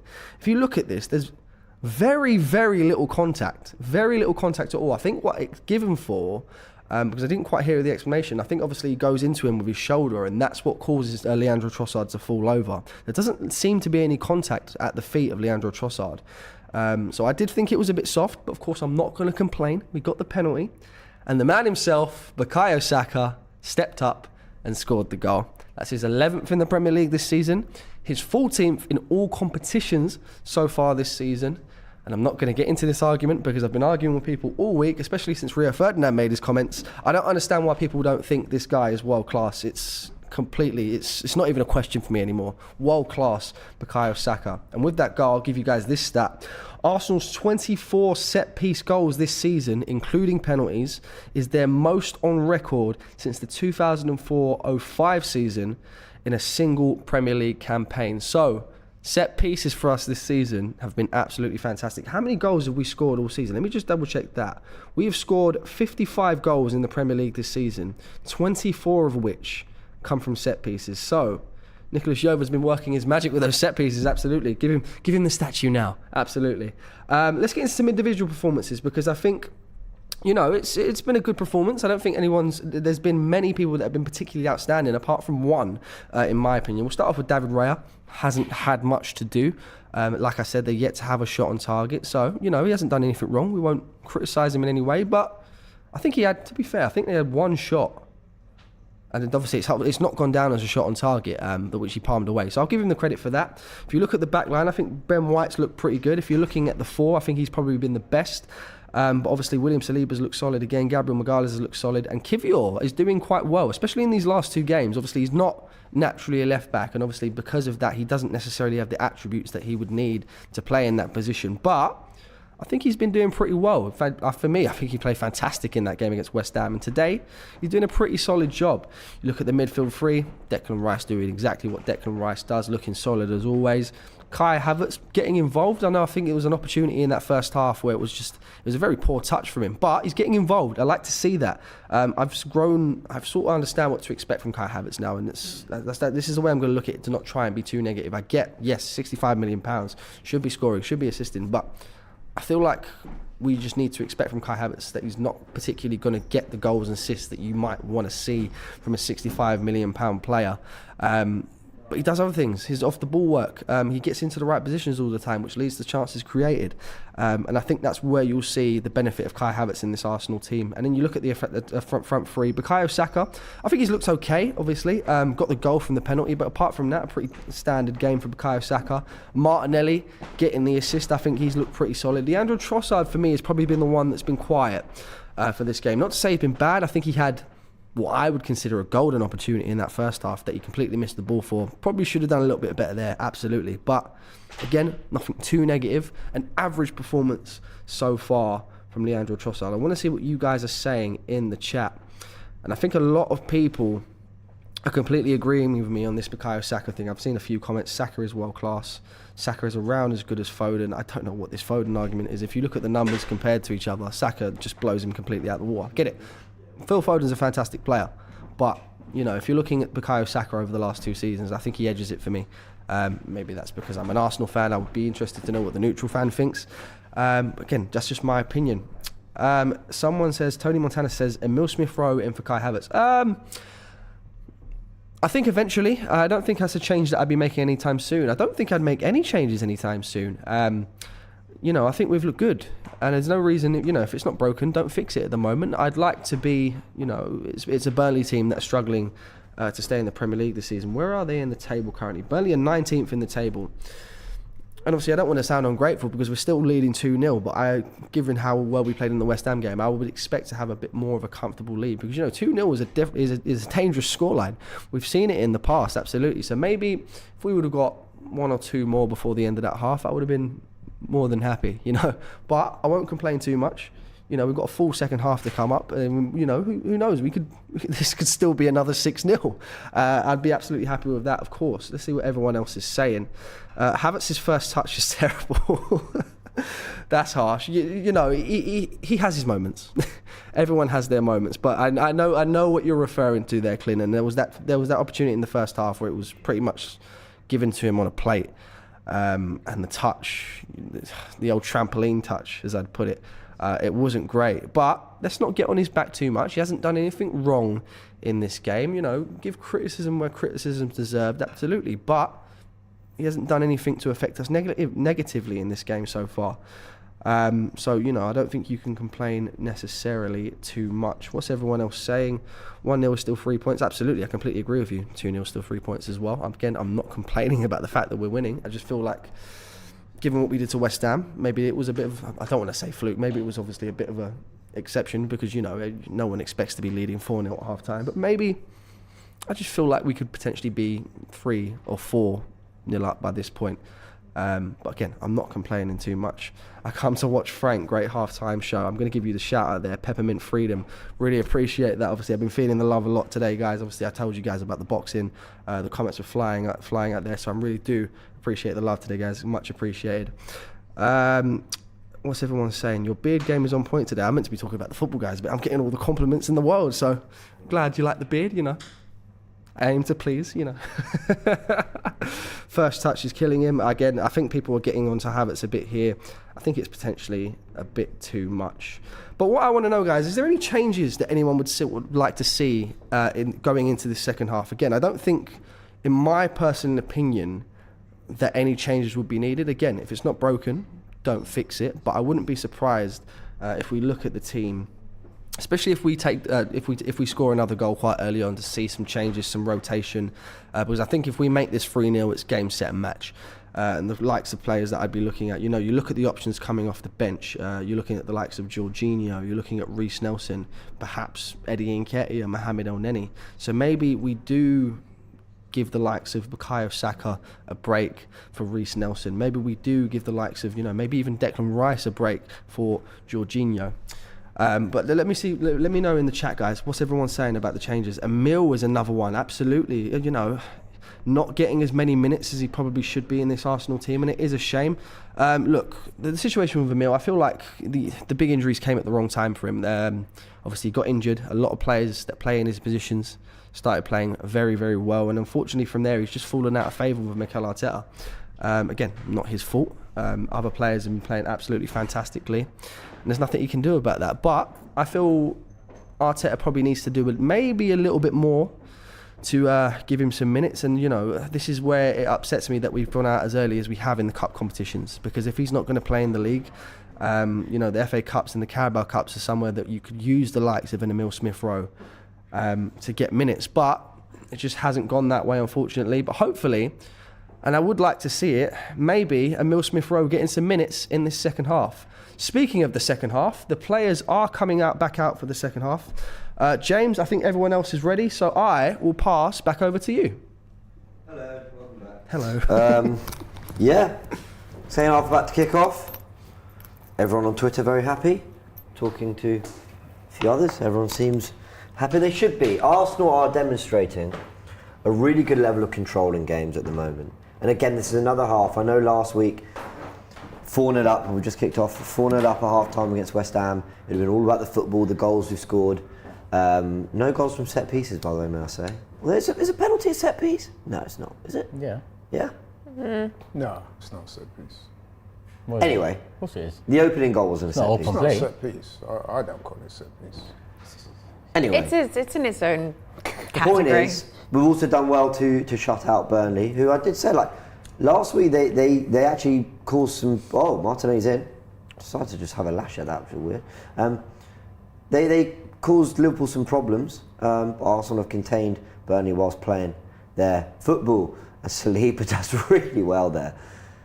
As does Saka, as does Odegaard. That is really good. Arsenal really, really assured in possession. Turkish, what do you want to see in the second half? More goals, clean sheet. That's it, really. I'm happy. It's all about making sure we get every win out of the way before that Man City one, and obviously Champions League this week as well. Fair. Don't exert too much. Get another goal, maybe 2. Take some of the big names off, like we did against West Ham. And yeah, I'll be happy with that. And the ball goes. Oh, they try to switch it. Kivior wins the ball. Here's Kai. It's a nice touch. Here's Odegaard. Roll it. Go on, there's Saka. Beautiful. Saka's in. Good touch. Scores! 3-0. Finish. What a start to the second half for Arsenal. Rifled into the roof of the net, right-footed. I saw some idiots the other day saying that Saka doesn't have a right foot. Go check the numbers. He's done that a few times. Yeah, a few times. He loves that rifled effort. Did it against Leeds, did it against Everton, countless times. Bukayo Saka has ripped the roof of the net with his right foot. Did it for England as well, and he's done it again here at Burnley. 3-0. Against West Ham, I didn't want him off because I wanted him to get the hat-trick. Remember, Laurie? Another goal, I want him to get a hat-trick, you know. His numbers this season have been phenomenal. I want him to get a hat-trick. He's on 12 goals for the season, but I want him to get a hat-trick. I like the way he just used his 2 feet. I don't like how the Foden brigade have that hat-trick in a Premier League in their back pocket. I don't like that. Well, it's interesting that you mentioned Foden because I was going to bring that up. There's been a lot of debate this week about who's the better player and who's having more but that was a influence. great goal, that one. Yeah. That was, Out it was of his great. feet, weaker foot, roof of the net. Another one, you didn't actually see if it 100% went in at first. We should do our own poll. Mind you, I guess it's going to be a bit biased, but Saka, Foden, that's a big Yeah, topic it might of be a little debate. biased. I was asked if either are world class, and I'm not sure, but my answer is if one is, then the other is. Like, I don't. Rio seems to think Saka isn't. To his well, my disgrace. answer is that I basically there's nothing between them. I actually don't think either are. I don't think they're there yet. So what's your definition of world class then? Well, some people were saying, are you top 3 in your position? Could you play for any other team in the world? But I think world class is something beyond that. I think it's. I almost don't know how to explain in words. There's something about you that just. That you have to. You're just a cut above, and I don't know how to explain. Because if he was playing for Real Madrid and doing that, people wouldn't even question it, would they? And yet we're saying that the Premier League is a superior league to La Liga. But I'm telling you now, if Saka was playing for Real Madrid, and he was from Argentina or one of them places, or Spain, people wouldn't even be questioning it. They'd be saying he's world class. And that's the issue I have with a lot of people. I mean, Rio was come up with this spurious argument that, but Foden's done more in the Champions League. I think there's a lot of metrics to world class, but I don't think he's there yet. I think you have to. I think world class. He's done it for Arsenal. He's done it in the. Done it for Arsenal where, and done it for England where. It's the big moments in the biggest games that the world class players and the icons of football they take. So he has to win the Champions League then. No, not necessarily has to. I'm not saying he has to win that to be labelled world class. What I'm saying is, if we get past Porto, we've got a Real Madrid in the quarters. If he has a big game against Real and we manage to get past them, that is one of the moments you can use in a world-class argument. But at this moment in time, obviously, for his age, he's helped us so much. We hold him to a high level. He's done it internationally. He's done it in the Euros and the World Cups and stuff like that. Again, tell me the moments. So you're telling me that is not No, but you're saying level. he's done it internationally. Tell me the big moments internationally, Laurie, or the big moments in an Arsenal shirt.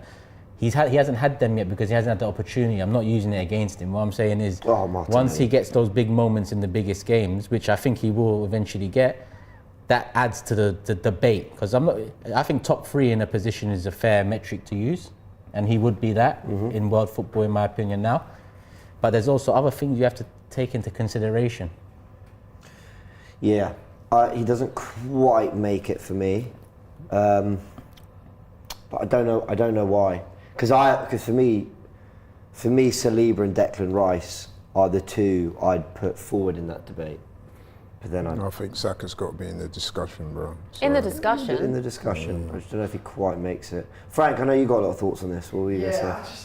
I understand where you're coming from, but for me, I think there's only so much, I don't think there's any debate behind it. I think Bukayo Saka is a world-class player, and the reason that I think that, and I'll bring up some stats on it in a moment, the way I look at it is if everyone does top 5s, right? If you look at players that, are right wingers in the world, I don't think you can even name 3 that are better than him in the world right now in that position. If you're looking at both wings, I don't think you can name 5 wingers in the world better than Bukayo Saka at the moment. I think the 2 for me that you're looking at are Mohamed Salah and Vinicius Junior, or if you're talking about both wings. But apart from that, I don't really see anyone else that would be better in him. And, that's elite company. If he's competing with those lot, then, for me, absolutely he's world class. I'll bring up some more stats. Everyone, talks about how good Mohamed Salah is. And if you look at the numbers, since the start of the 21-22 season, Bukayo Saka and Mohamed Salah are the only two Premier League players to have registered 40-plus goals and 30 assists. Now, obviously, Bukayo Saka has added to that today with an extra 2 goals. He's on a hat-trick. He's got 39 minutes to get that hat-trick.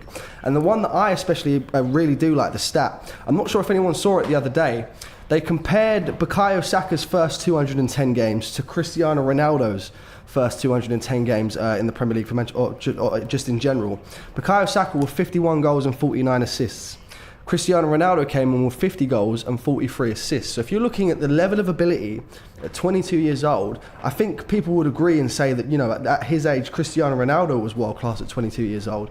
So if Bukayo Saka is posting bigger numbers than Ronaldo at the same age, then why is he not in that world-class debate? I don't get it. Ronaldo had won league titles and played in, the Champions League final, and also you just knew you were talking about one of the, I think we all knew that Ronaldo was going to get to those heights, or even if he didn't, you knew he was going on to serious greatness. I think Saka can, but I'm just reluctant to say he's world class yet, just slightly. And the thing, where I slightly disagree with the whole doing it in the big moments thing is Harry Kane has his career, he's under-delivered in several big moments, but I don't hesitate to say that Harry Kane's world class. But I don't know. Listen, to be honest, I can be swayed either way. I think when someone's world class, you have to know for sure. It almost has to be everyone just knows they're world class. Yeah, it's not a debate. Mm-hmm. Yeah, exactly. I think that's got to be a part of it. That's the whole thing. It's world class. If you're debating it, then it's obviously not for some people. So that's 100%. I agree with you. Yeah. I think Vinicius has entered that world class bracket in the last 18 months or so. Mm-hmm. Why? Because of big moments in big games. Saka hasn't had that yet, we haven't been in those biggest games in the Champions League yet. That comes from the team, that's the thing. Not 100%. the team and the games we're playing and the competitions we're in. I'm glad you actually said that, because I don't get how that contributes to a world-class argument, because it's not Bukayo Saka's fault that we haven't been involved in these big competitions, but what you're seeing is now we are involved in these big competitions. He's posting numbers, and he's performed well in the Champions League. He's performing well when we're competing for the Premier League title. So I really don't get that side of the argument. So I also don't agree massively with that side. I mean, Turkish, would you have Harry Kane as world class? Yeah.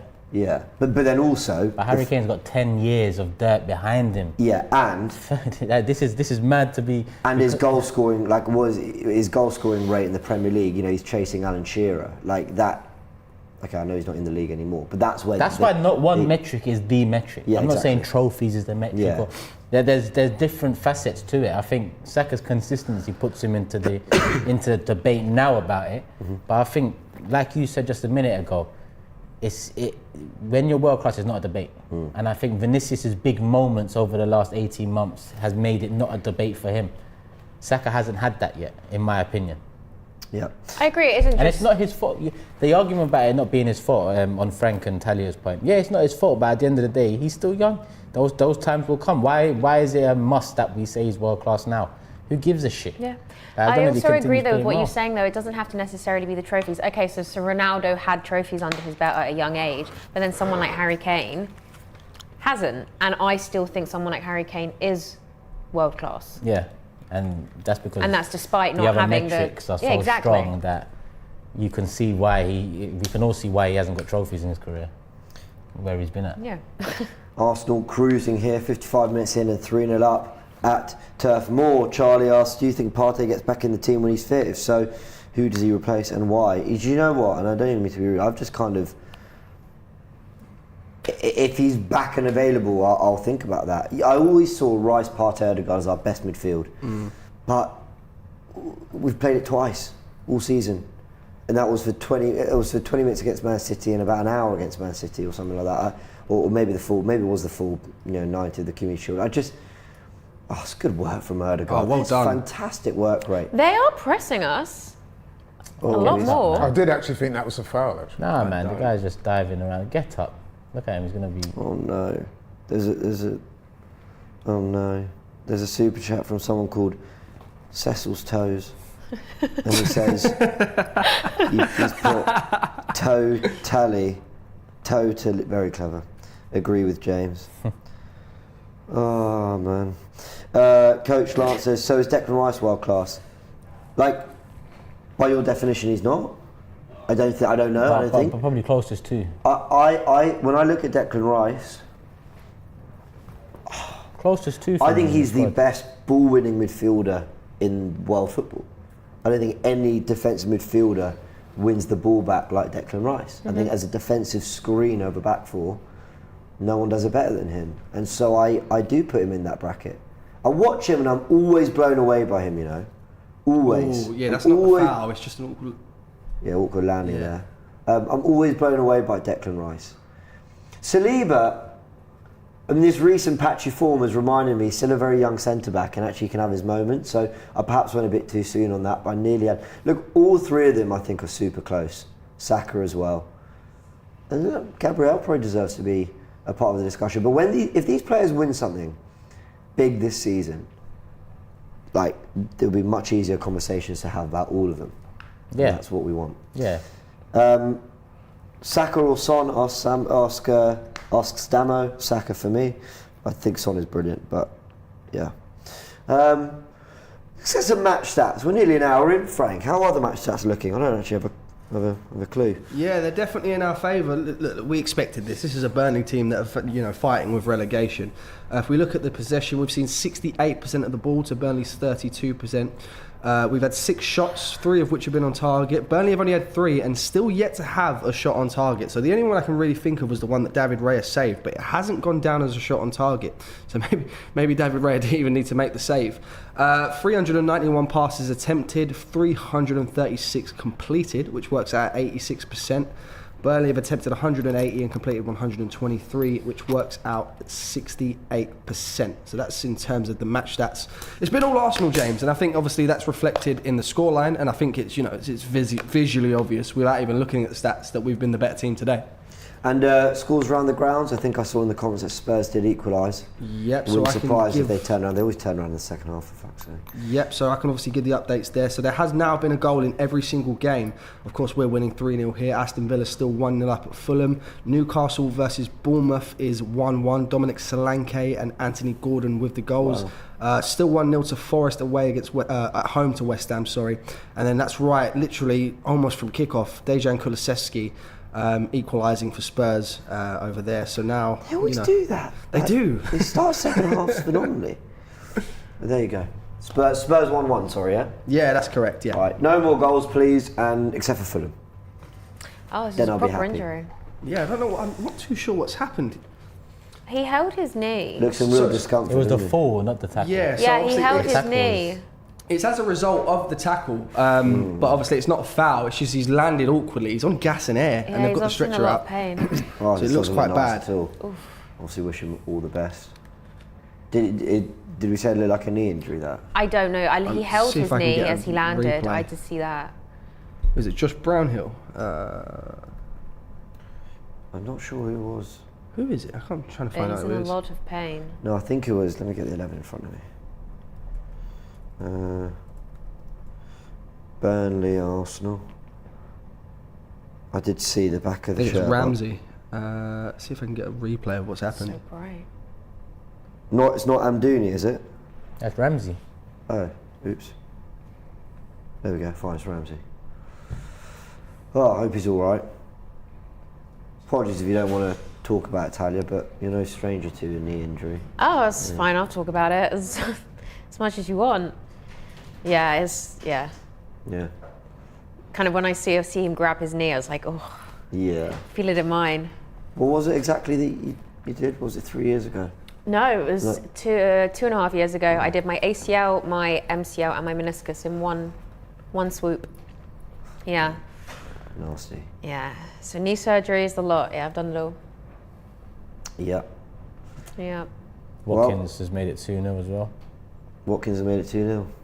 Yep. Oh, that's a shame. Unai Emery got a haircut, I think, and now Villa are balling out again. I don't mind that, man. Villa 4th. Fuck United and fuck Tottenham, so Yeah. Yeah, fair they ain't enough. got nothing to do with us, man. If we fall off the title race, we're finishing third. That's what it is now, in my opinion. There's no discussion about top 4 races or this race now. If we don't stay in the title race, we're third. Sure, over first, second, or third. Nicely put. No, I just mean in terms of like, a few weeks ago, people were saying, you're close to a top 4 race. We were never close to a top 4 race this season. We're clear of the rest. And he's being stretchered off the pitch. Like, I really hope for his sake it's not a knee injury. Yeah. Because they're not fun. Also need to hear about the extent of the Liverpool injuries, because I think Shota went off, Nunes went off, Jones went off.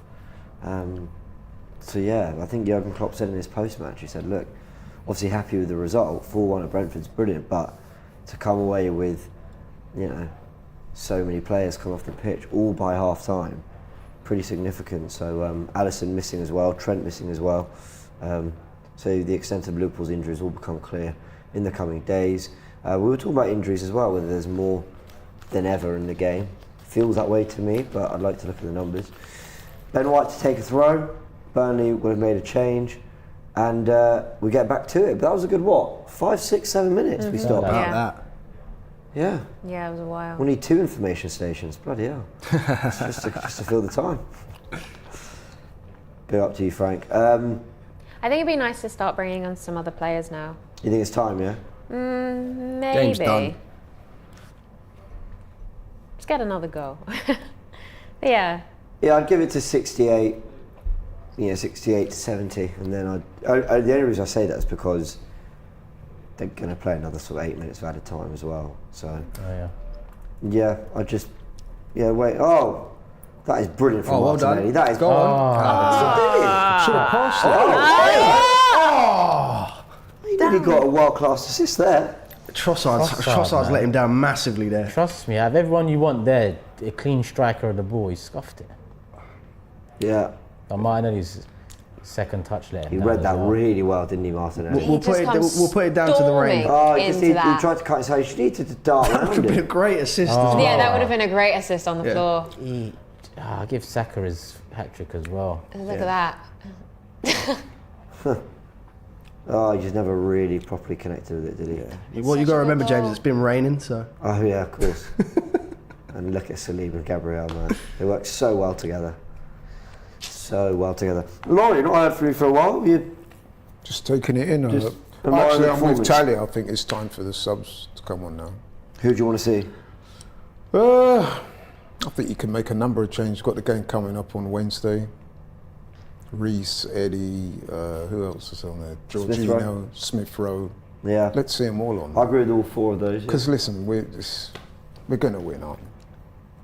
Well, it's looking good. I did predict 3-0. We're doing better at this stage than even I thought we'd do. So. Do you know what I didn't realise until I looked at it the other day, because it came up in conversation? You know when Liverpool were 3-0 down, Istanbul, and won the Champions League? Oh, and here they are in good position. Go on. Odegaard looks for Trossard. Come on, That wasn't so bad an effort, but he's claiming a deflection, which it looked a deflected effort to me, but they've given a goal kick.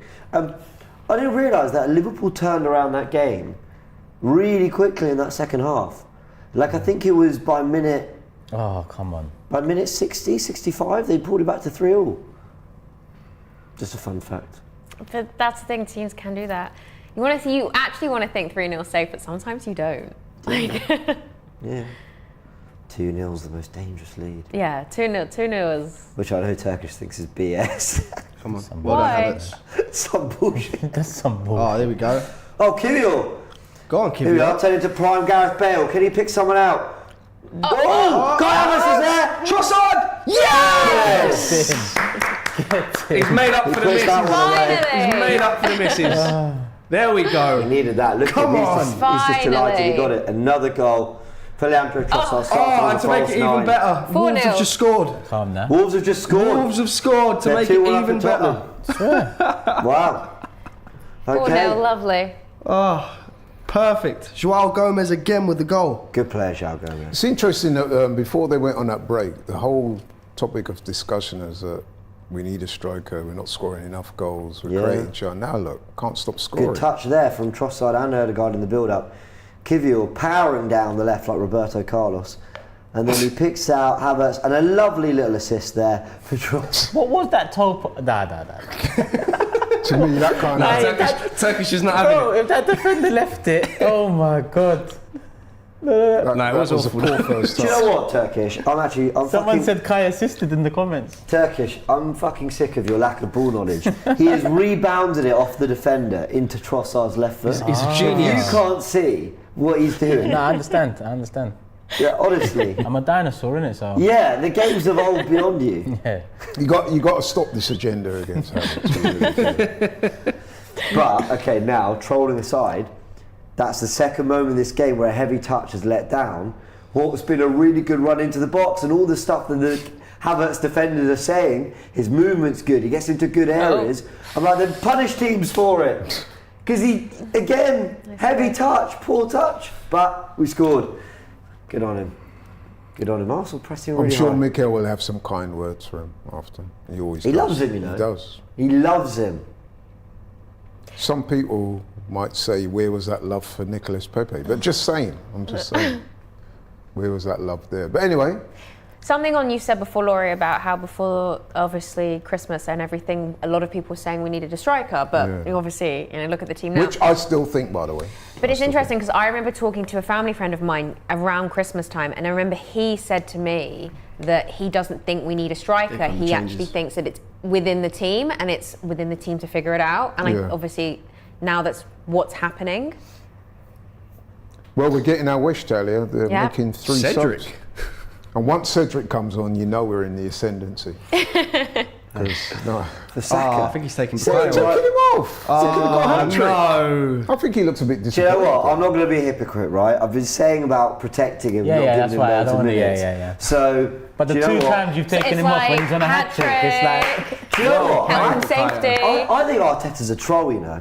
I actually think he's a villain If and he a didn't troll. have a goal to his name On today, my he'd life. probably play 90 minutes. Honestly, I think if we were 5-0 up, you're right, 5-0 up, but Saka's not contacts. scored, he's leaving him on the whole game. But now, it's almost like this, leaving him wanting more. Nah, let's take him off. There you go, Yeah, Bukayo. leave him wanting No. more. 12 goals for the season, though. That is very, very good numbers. Mm-hmm. Very I think good Saka numbers. looks a bit disappointed in him. But then Yeah, I he would reckon be. he is. He'll I be think he playing would on be. Wednesday, so...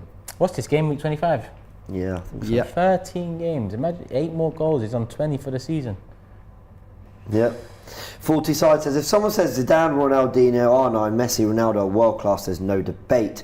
All top players in any era. I think that's world class when your level extends beyond just your own era. And lots of other comments coming in. I think it's no debate. If someone's world class, everyone agrees on it. In my opinion. Fulham have pulled one back against Aston Villa, Fulham pulled one back. Okay, come on, Fulham. and it looks like Bournemouth have taken the lead against Newcastle as well just now. Wow. Eddie Howe's whole team. Let's I don't know if everyone caught that. Let's head over for Frank quickly just for the score updates. Yeah, so I'll just give the score updates for all of the games. So not Ollie Watkins, Muniz has pulled one back for Fulham. So it's Aston Villa 2, Fulham 1.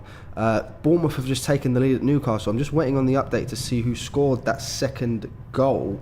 It's not updating, but I'm hoping it's Dominic Solanke because he's in my fantasy team. No, it's not. It's Semenyo. Semenya, where are you getting? Do you want to come take my job, Mr. Cedric? Info Station. You're getting the updates before me, but so yeah, I've got it now. Semenya with the goal. Forest still leading 1-0 at home to West Ham, and beautifully, Wolves are still beating Tottenham at Tottenham Stadium. What is it, 2-1? 2-1. Yeah, sorry. Pedro Neto. Just checking. Pedro Neto doing a madness apparently to give Wolves the lead there. We've got to sign him, man. Oh, there's a pass there if we get this right. No. Oh, who's that? Is that Kai? Ketia. Is that Martinelli? I can't tell you who anyone is. I've been doing this for weeks now. There's There's Havertz. Havertz. There's Declan Rice. So common as well in the chat saying Declan Rice can't, thread the ball through the lines. It really annoys me. I agree. He's not Thomas Partey's level of passing, but he can play through the lines. He's very good on the ball. Lovely ball to Martinelli. Looks for Kai Havertz. Pulls it back into a brilliant area. No reaction from that side of it. Fair enough. Nah, them sort of fans just piss me off though, man. What? Asking about Declan Rice between the lines. No one. Oh, well, I wasn't even talking about that before. He was talking about Kai Havertz and Brilliant cutback. It was. There was just nobody You've there. got to get there, man. In one ear. There was out just the nobody other, there. Do you know what? Go We're Reece. falling up. Let's just live to wind up Turkish at this point. Is it Odegaard? What do you mean just at this point? Isn't that like a Yeah, fair. general That's our running thing? theme. Rice on the ball. Odegaard dropping deeper to receive. Wide to Cedric. Good to see Cedric getting some minutes, man. I've always felt the treatment around Cedric was quite harsh. Agreed. I'm not saying he's good enough to be in our squad, and you know, but he's always looked at as a bit of a joke. I actually think we've had bigger jokes at the club than Cedric easily. I feel he's done a job for us, free transfer, but obviously time to move beyond Cedric. But he's on the ball, getting some minutes now, on the pitch, I say. That's nice. I've got wide to Nelson. I'm a bit annoyed we haven't seen Emil Smith Rowe yet, to be fair. Maybe because of his injury, they're not forcing it. True. They'll give him maybe 15, 10, Yeah, 15. if he probably will come on, but not until a bit later. Yeah, Good ball. Odegaard. But I'm glad trust Reece Nelson's come on. Ref. Yeah, it's good to see Nelson getting more minutes.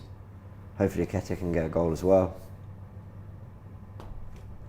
And then guys, we start very soon looking ahead to the Champions League.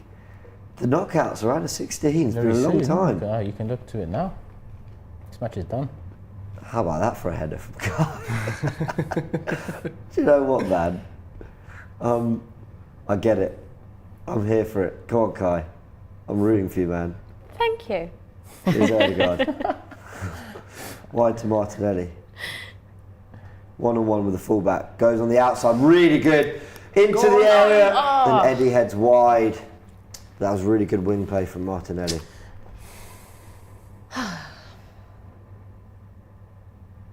That was good.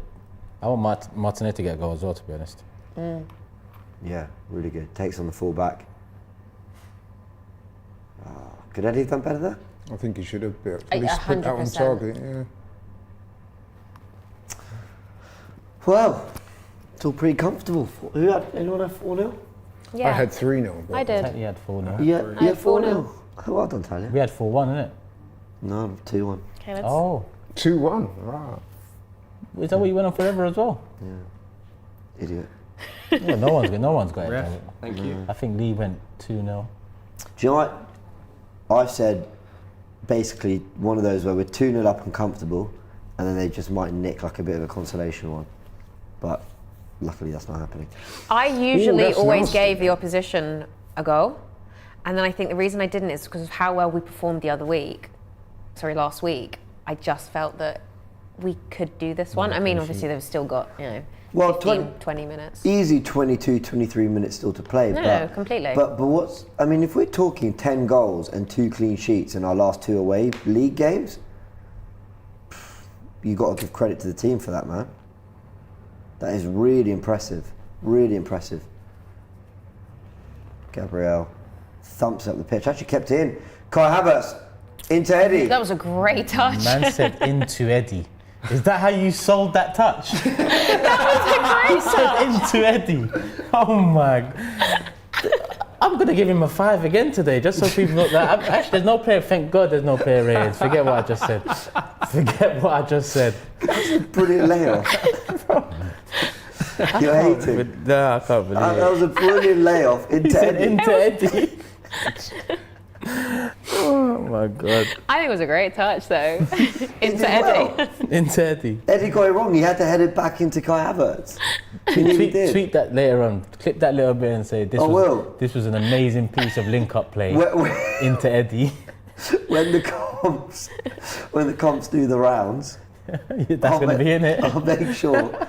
And if it's not, I'll make a complaint. I'll be like, guys, where was You that missed this bit. brilliant flick from Kai. Oh man, we can have our fun. West Ham down to 10 men. Yeah, West Ham are a mess at the moment. Calvin Phillips sent off. It's crazy. He's having a nightmare, terrible isn't time. He's having an absolute nightmare. Still looks like he's about half a stone overweight as well. What's he been doing then? Don't know. I love the way Laurie talks about things sometimes. I remember when we beat Sevilla, and he just wouldn't let it go. He was like, "They are the worst team we've ever played." He was like, "No, honestly, I'd go as far as to say I'm exasperated by how bad they were. I think Burnley will give us a better game on the weekend." That's Laurie. He just wouldn't let it go. And then fan cam. But I must say, as good as we were, they're one of the worst teams we've ever played. I was like, I get it, they were poor. No, but really, they were awful. Hope you never go to Seville. Have you been? No, I heard it's a plan on nice going? place, so I might not be welcome if the fans heard some of my comments. Burnley on the ball here. But having said that, this is as comfortable as it's going to get in the Premier League, isn't it? I mean, this is... No one went 4-0, did they? Yeah, Italian. I mean, on Forever Arsenal. Not that I know of. They're still playing. I'm Ball starting to goes think long. What did you say, 4-1? 4-1. Riot. There's Kai on the ball. See, Do you a know lot of what? pe- a lot of I really people- want him to just...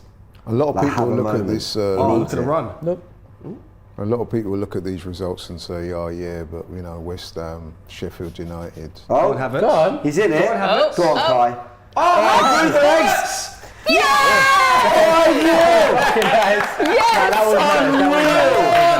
Yeah, you tell him. Yeah, you tell him. That was actually Well done, Kai. Yes! Come on! Fucking superb. Lovely Oh, stuff. yes. How did that feel? That was How was that? brilliant. that was actually his best moment for the club, I think. Well, actually, no, the Brentford goal was the best, but this was the best goal he scored. That would hurt the Burnley fans. That was brilliant. Looks like it hurt Turkish. It's been coming. He actually beat a player. Like, that's what you want to see. These are the moments we want to see, not a foul against Konate and a fucking, I don't know whatever else people want to praise him for. That was actually Are you very struggling saying It's a this? great throw. Is it good. Kivio? I'm happy for it. Yeah. That's nice. Look Does at that. that Through think the legs. your assist? That was Right great. foot, lovely. This is what I want to see. I can't understand how anyone can argue against wanting to see this from him. That is brilliant.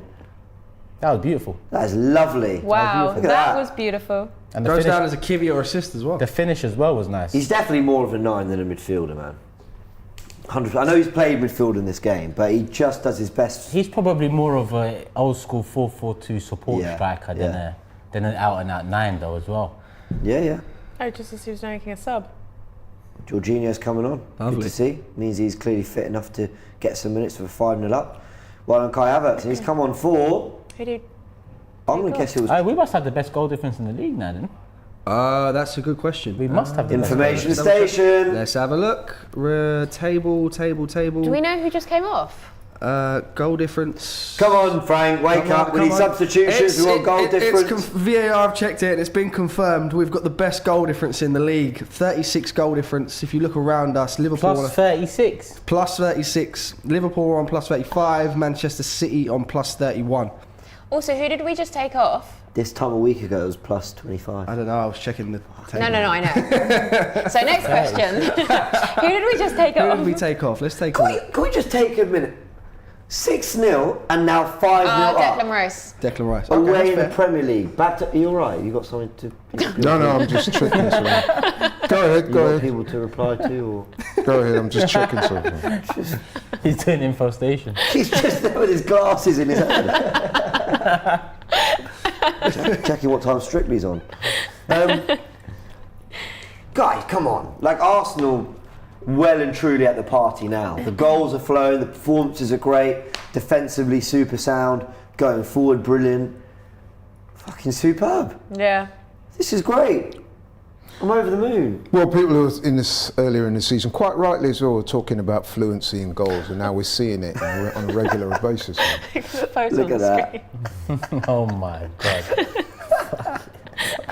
Hey, Is that Thierry Henry? credit? No, I actually want to credit designers. Whoever did that, if you're in the comments, let us know. Like, whoever did that, great bit of work. Did they show that on the screen? Oh, yeah, that's on the screen. No, but did the people I've see just this? seen it. That is so. brilliant. And now it is. No, you shouldn't have done that. That's so when you said old school 4-4-2, that's what you meant, right? Not exactly. No. But here we are. Fair enough. That is class. I can't wait to nice. do the next time we do our Forever Arsenal all-time drafts. And his I second, meant more what Heskey was to Owen than what Bergkamp was to our strikers. That's what I meant more of. So Turkish's second pick is going to be Kai Havertz in 3 years, I promise you. Raumdeuter. The second striker. It's amazing though, isn't it? Since that break, 21 goals they've scored now. Only 2 conceded in 5 games. 21. That is bloody... It's like 5 Palace, 5 Burnley, 6 West Ham, 2 against 3 Forest, Liverpool. Yeah. 3 against Liverpool, and only 2 Wow. conceded. Oh, that's nice from And the Kivior. By the way, Liverpool one we Kivior's gave been to quietly great again. Yeah, he's done his job. Yeah, man. I'm really liking him. He hasn't looked at our Wow, plays, handled the Nope. one-on-one, well, the few one-on-one situations he's Do you know had. what I've got to give Kivior a lot of credit, yeah? He's been at the club just over a year. He's played most of his football as a right tired. centre-back or a He's left tired, back. haven't he? And he's a See? left centre-back. Did you see him? There. He's there. Yeah. Tired. Oh, there he is. You can't miss It's him. not easy. No, it's not easy. He's meant to be cover for Gabriel. Essentially our 4th choice left back. Yeah, but he's playing left back and right centre back. That's where he's been playing his By the football. way, where's Vincent Kompany? You're not showing him in those clips. He's on a touchline ban. Oh, is I he? think it's Okay. Craig Bellamy taking the team today. Oh, Not didn't very clock soon. that. Can Arsenal make it 6? Ball into Hopefully. the box. It's a good one. Oh, it was a good ball. Falls to Odegaard. Oh, nice. That's nice. really good. Give it to Magic Kai.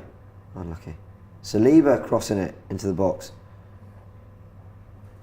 Now keep the clean sheet as well, man. David Raya deserves it. You gonna get that? No. All of them deserve it.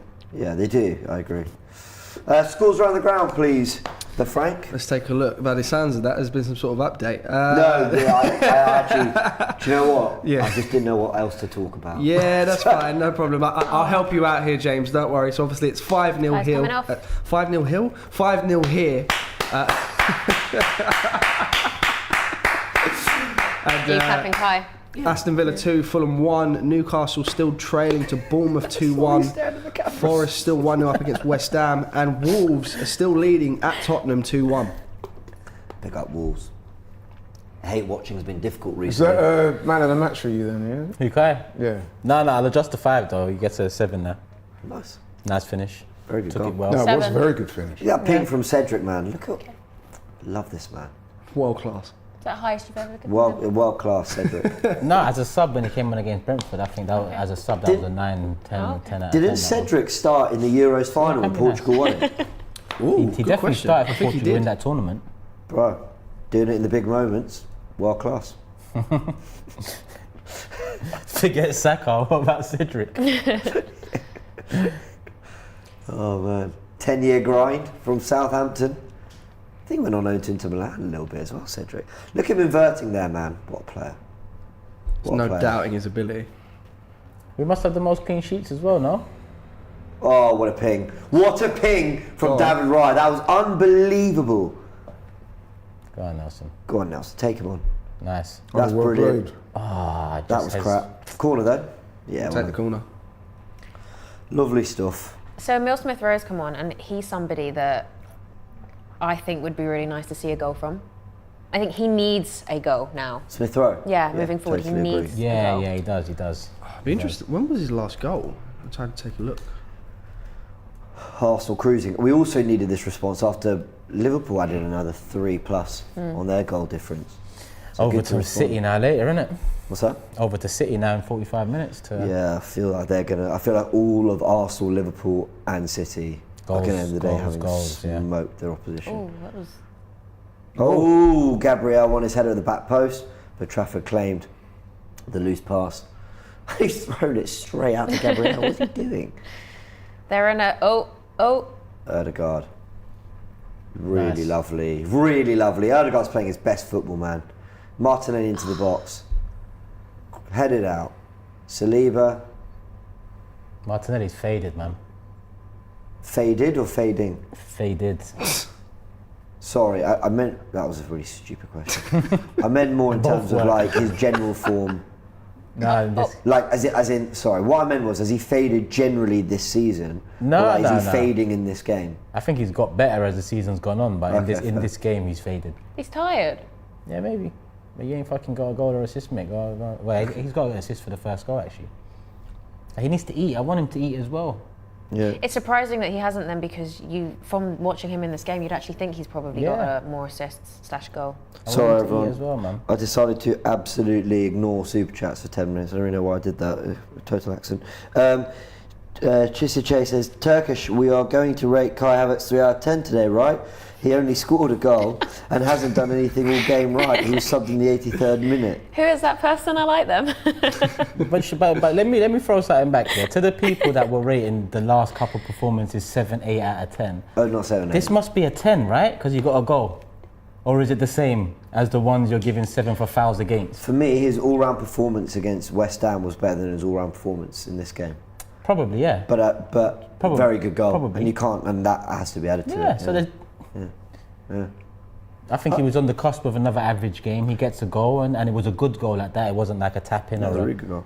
I'm not a Havertz apologist. Like, we've done enough podcasts for you to know that I don't just back this guy for the sake of it. But I have genuinely seen things I've liked, mainly from a tactical perspective. And people might go, "Oh, shut up, James." But yeah, I do think he does things for the team that help. Just on the ball, you need to see more. And ultimately, we're talking about competing with City. I think everyone's got to be incredibly technically sound. Yeah, That includes the I agree with goalkeeper. That includes the back four. That's everyone. Darren says back-to-back 6-0, please. We'd love that. Elijah says Xhaka agenda officially replaced by Havertz agenda. I'm starting to think maybe Turkish just doesn't like that field position. You don't like left eights. Good. I'm glad that went His out. agenda is with left Let's eight. not forget, Ozil, Bellerin, these are all players that over the years I've had problems with in terms of how much they produce. And all of these players all had a fan base that was just adamant that they was good enough. But You seen Ozil's hit the gym recently? Did you see that clip? that guy's a wally, man. We want him to put on strength when he's at the club. He retires and he's starting to bulk up. For what? What are you... Bro, just... I remember a photo of Fernando Torres doing the rounds about 2 years ago. And he And it was like, this is Fernando Absolutely Torres. stacked. I was like, what? No, but you know what it is? A lot of footballers, when they've retired, they stop doing the running, the cardio stuff, and their gym work will take on more weight training. That's quite common, actually. Yeah, but like, he looked completely different, Fernando Torres. Completely different. But no, listen. Yeah, you do you. I'm just. No, I was no, like, that's Fernando. I remember the lightweight guile of Fernando Torres with the That's long because blonde they hair, spent a the lot of long their- sleeve, like. Like I said, What it's a because player. they spent most of their careers and doing all the cardio and running stuff. So now they go gym, they focus on different things. So random and nothing to do with this because I mentioned the player. Where does Fernando Torres rank for you guys in like the Premier League great strikers? Like, would you put him above Luis Suarez? No way. No. Would you put him above? I don't know. Where would you put him then? I don't know, man. His flame was doesn't- bright at Liverpool, but then when he went to Chelsea, he was a complete doesn't flop. enter He fell off for too long, didn't he? Yeah. Yeah, he doesn't enter the elite. Probably not even top 10. That time when he was at Liverpool. When he was at Liverpool, man, before definitely he fell not off a top little 10. bit. It was like, was it the World Cup? I think it was after the World Cup. Then Torres just really struggled. He almost became a little bit of a joke, didn't he? That's what good from Ryan. That's Yeah, an example. That's an example there of what they should have done a couple of weeks ago, where he let that same ball bounce. That's what you do when you go in there. You make the connection with your head. When Torres Yeah, was at he's his probably best, top man. 15, man. When he was at his Maybe best, top I loved 20. him. Brilliant player. Suarez, Drogba, Van Persie, all better for me. Berbatov, better. Andy 10 Cole, extra Shearer. minutes. Wow. Oh, That was the Henry. injury, though, wasn't it? Plus, Yeah. No, of plus course. 5 goals. Havertz. yeah. So yeah, 10 minutes makes sense, really. One day you might actually say that. No, I don't think so. Kai's an old school number 9, says Balder. Arsenal will be fine. At home. What? At Okay, home so the he has stadium- donkeys, he scores for Turkish. The ahead of stadium is Sundays. really emptying. And this is always an interesting question, actually, because it's like, well, yes, obviously you're losing 5-0, but do you not sit out and watch your team anyway all the way through to the final whistle, or do you go? I'd personally stay, but we had this conversation around West Ham last week as well. Circumstances. Yeah, fans want to leave, I understand. You've paid your money, you've come to support, the club, the team have been crap. You just go, listen, I'm out, you later. I've got family, I've got things to do, I've got a life. And like, I personally stay, but I can't hate on people that do want to leave, in my opinion. It's just me personally. I used to be of the opinion that you should stay till the end, but I can see why. For example, West Ham, last week. And shout out to the West Ham stewards, the way you evacuated that ground Nice. so quickly. Well done. I think they deserve immense credit for that. The West Ham stewards, the way you evacuated that ground after 40 odd minutes was phenomenal. But yeah, on that, it's funny because I've had this conversation with a lot of people, and there's that: do you go to register your protest, or do you stay till the end and register your protest by booing them? I guess it depends on the size of the beating that you took. So I can sympathise. In a way, I can understand why some of the West Ham fans felt it. Jordan says, oh sorry, I thought Karen. Yeah, I was just going to say, I was speaking to Nicky from West Ham Fan TV, and he was saying that he could have well understand why a lot of the fans left, because that is their protest against Moyes. They're basically not just complaining about the result, but the style of the football. So basically what they're saying is 4-0 down, there's no way we're going to get back into this game because of the way you play. We're not going to score in a month of Sundays. So we might as well go now. So. Oh, nearly. You tried to drive forward with that. I was at a game though, having said that, an Arsenal game where the fans left early, and it was, I think we played Man United in the Champions League. Ronaldo played in that game, and we lost 3-0. I think we were 3-0 down at half time, and there was actually fights going on in the crowd because people were leaving at half time, and you could see them walking up the steps, and as they were doing that, there were fans having a go at them saying, how can you leave early? And it led to a bit of pushing and shoving and a few punches being thrown. Yeah, I actually witnessed that. I forget what year it was. Maybe they'll tell us in the comments. But yeah, 3-0 down at half time against Man United in the Champions League. That was 7, 8, Look 8, at that 9, playing out the back. 8, 9, I forget what year, but I remember being at the game and it was proper nasty amongst the fan base. I really want Smith Rowe or Martinelli to get a goal here. One of them. I think they both need it.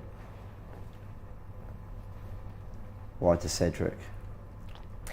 Cedric into Nelson. But I think they need it for different reasons in a way, though. Yeah. Obviously, Martinelli would be great because of how he's performed in this game. Go on. Oh, that was nice. hey, that's nice. Nice. Well done. But I think Well done, Cedric. Emil needs one That life. just to get one this season, to start. Unlucky. Newcastle have equalised in the 90th minute. Matt Ritchie against his former club. Oh. Jordan, I've got some super chats. Let's go through them. Jordan says, once we get rid of dead weight, I can't wait to get a prolific striker. Imagine our squad with a prolific striker and Jesus' rotation. Crosstech says, my wife, who's a Brighton supporter, just said, Gunners have a nervous 5-0 lead. Can you believe the cheek? Great weekend. AFTV 10 out of 10. Thank you, Crosstech.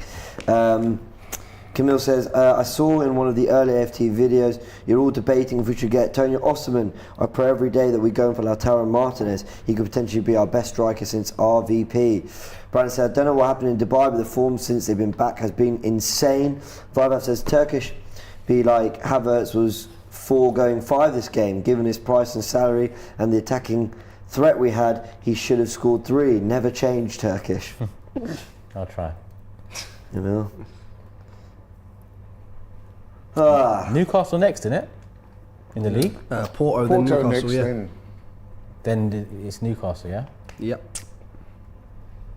Yeah, Newcastle at home. They've been shipping goals, you know. Every one of their games is just some punch-for-punch goal fest. It's funny because Eddie Howe's going back to Bournemouth again. I don't think he's ever beaten, since he left there, he's not beaten them, has he? You know, Yeah, he's not there anyway. good side Bournemouth. Newcastle, Iraola. Emirates, Sheffield United away, and then Another team we Brentford, slapped, by the way. Emirates, Something yeah. like that. Another team we slapped. Shaping up well, man. Bournemouth, Yep. 4-0. Guys, it's looking good. It's looking good. 5 wins in a row for the first time this season in the Premier League. We, last season it felt like we were constantly on some 5-win minimum run. Yeah. First time ever. What's that? It's that first. I think this is I think the stat that I read out. Let me see if I can pull it back up. That was quite good Go for on. Smith Rowe. Yeah. So should we win today, it will mark the first time in our history that we have won our opening 5 league matches in a calendar year. Oh, in a calendar year, yeah. Yeah. Yeah. And it come at a time when we needed to win 5 in a row after that Yeah. poor spell. We need to make Liverpool and City feel like they can't breathe either. Taking those points off Liverpool is huge. When's Liverpool City? 2 weeks March from now? the 10th. Still a few weeks. What do you away. want from that? I'll tell you then. To be honest, If it was next weekend, what would you want from it?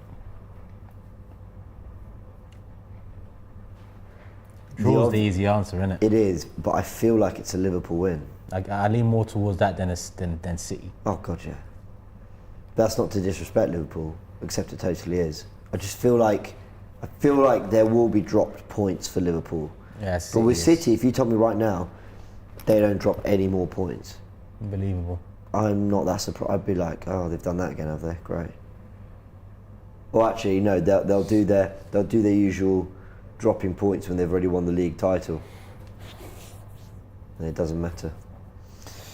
Oh, everyone, should we get some man of the match votes in? Let's do it. You can vote on the AFTV Plus app. There will be a poll there. Go download the app. Free to download. Free to have your say, of course, on full time as well. We want to have all your thoughts, and we want to break down what has been going on in this game. I was about to say win, lose or draw. Sikalaka win. Odegaard with a free kick. Forced to saves out of Trafford for a corner. Who are the four for man of the match? We'll put in the poll. I'd say Odegaard. I'd put Martinelli in there. Odegaard, Saka, I totally agree with you. You've gone for Martinelli. Yeah, I'd put him in the poll. Martinelli? Yeah. Really? Yeah. He's been pretty quiet to me today. Got assist. He's not had his best game. I don't think so. I think he's been a real problem for them. But man, I don't know. Nah. For me, I actually think Odegaard and Saka are the top two. Maybe Ben White, maybe Kivior. I don't know. Let us know in the comments. I'd give it a joint Odegaard and Saka for me. What were you going to say, Frank? No, I was just saying I agree with your four selections. I thought I'm so glad that didn't go in. I wanted to. I'd have been pissed. It would have been a good goal. That would have felt like a 1-1. What's everyone going for? Cesar says, James, did you miss my super chat? I might have. I'm really sorry if I did. Production, can you just send me via Discord a super chat from Cesar and Magana Linares if I missed that? Apologies if I did. Andrew says, nice to see Arsenal being ruthless. It's about bloody time. Loving it. Camille says, question for you guys, especially Turkish.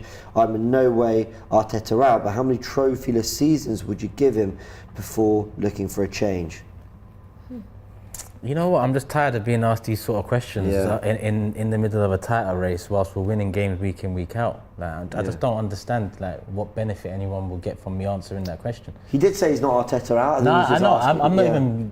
Listen, it's just him that's saying it now. But in general, the conversation kind of, let's see and then talk rather than let's talk before we see. Yeah, I agree. Kind of thing. Yeah.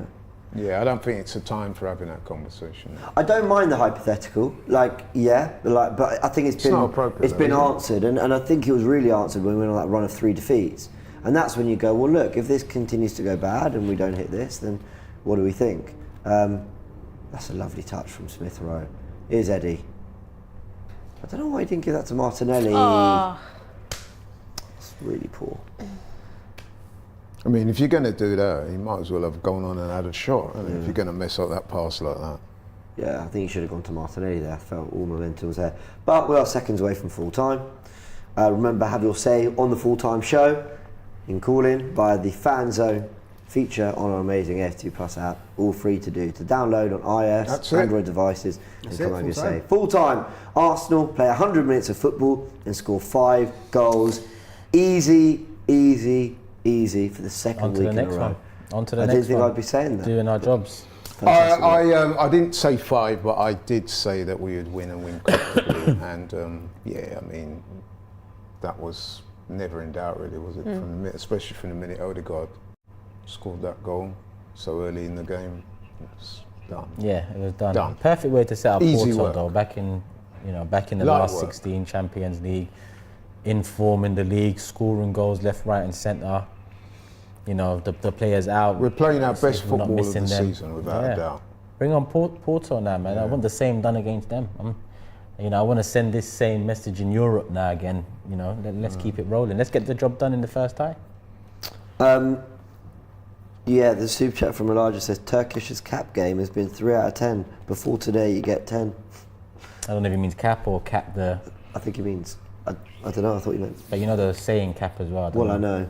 Maybe one or the other. Either Who way. knows? I think it's the latter. Rudy says, anyone working to phone up expressions? I'm sure Robbie will be doing his best. They've lost. They lost Tottenham, yeah? They did. I think, all of the games are now at full time, so I might as well hit you guys with a final score Go for update it. from around the grounds. So obviously it's finished here. Burnley 0, Arsenal 5. It's full time at Fulham. Aston Villa have picked up the 3 points there with a 2-1 win. It's finished 2-2 at Newcastle Bournemouth. Forest managed to score another late goal courtesy of Callum Hudson-Odoi. So it's finished 2-0 there. And then to top things off, especially after a fantastic result here, Spurs have lost at home to Wolves courtesy of a Joao Gomez brace. You love to see it. You love to see it. Arsenal now pull. Let's refresh that. Arsenal go to second in the table. They are 8 points clear of Tottenham, who sit fifth. 6 points clear of Villa, sorry. So actually, there's a bit of a bigger gap than I thought there with Villa. Of course, City have 2 games in hand, but are 3 points behind, and they face Chelsea next. Liverpool top of the league on 57 points. Cesar, haven't got the super chat yet, but we'll go through it in the full-time show, so we'll dig that up and make sure we go through it. Apologies that I did miss that. All right, everyone, big thanks to Frank. That's full-time. Arsenal win 5-0. There'll be fan cams coming out. There'll be a show live very soon to break down what was another comprehensive, comfortable, and statement win. Let's go under the radar. Let's go under the What did you radar. say? Back-to-back 5 I like sixes statement is wins, pretty- and you could label that, Yeah. but I like that we're going under the Yeah, radar yeah. at the moment. So forget the statements. Let's just do our job. And Yeah. Yeah, it's a statement win, without a doubt. I get that, but I don't want people to start talking too much about. I like how it is we've at the got moment. to keep No our one's humility, entertaining Arsenal because as it was Burnley. potential let's be, winners, you know, so- Burnley statistically are one of the worst teams in the league. Yeah. They've conceded 55 goals now in their games, and the quality, the gap was vast, wasn't it? Let's be honest. 11 goals on the road, 2 clean sheets since we beat Liverpool. That's how you build on that. That is how you consolidate that Liverpool win. I'm absolutely over the moon. And now we don't even talk about the Premier League. We talk about the Champions League. That's come around. Excited for it, Talia? Yeah, very. Of course. It's great to be in the Champions League. It is. Let's hope we do something. Everyone, a big thanks. A big thanks to Frank as well. And I want to pass over to Frank just one last time to round it off, because Frank is doing something really, really cool. Tell him about it, Frank. Yes, guys. So, obviously, I know we've just won the game, but obviously I'll tell you about what I'm doing as well. Guys, on Saturday, March the 16th, I am participating in a charity boxing match. As I said previously, I'm raising money for a charity called Little Hearts Matter. They're a charity that aim to help children that are born with a single ventricle heart disease or half a working heart. As I explained previously, I had an uncle that was born with this disease and unfortunately passed away at the start of last year due to complications associated with it. So, I'm fighting in his honour, and I'm raising money to assist the charity that helped him so much throughout his life. So, if you're interested in coming to the fight, I know as it stands, Chelsea, we're playing the Chelsea game on that day, Saturday, March the 16th, but I believe that's going to be rescheduled. So if you're around on that day, go to my Instagram at Frank Hastings AFC. You can purchase a ticket via the link in my bio, and if you're feeling generous as well, you can also donate to the page that is also in the bio. So, all done here, guys. The fan cams are coming up. Fan zone is also coming up. So, stay tuned. Arsenal 5, Burnley 0. Come on, you Gunners.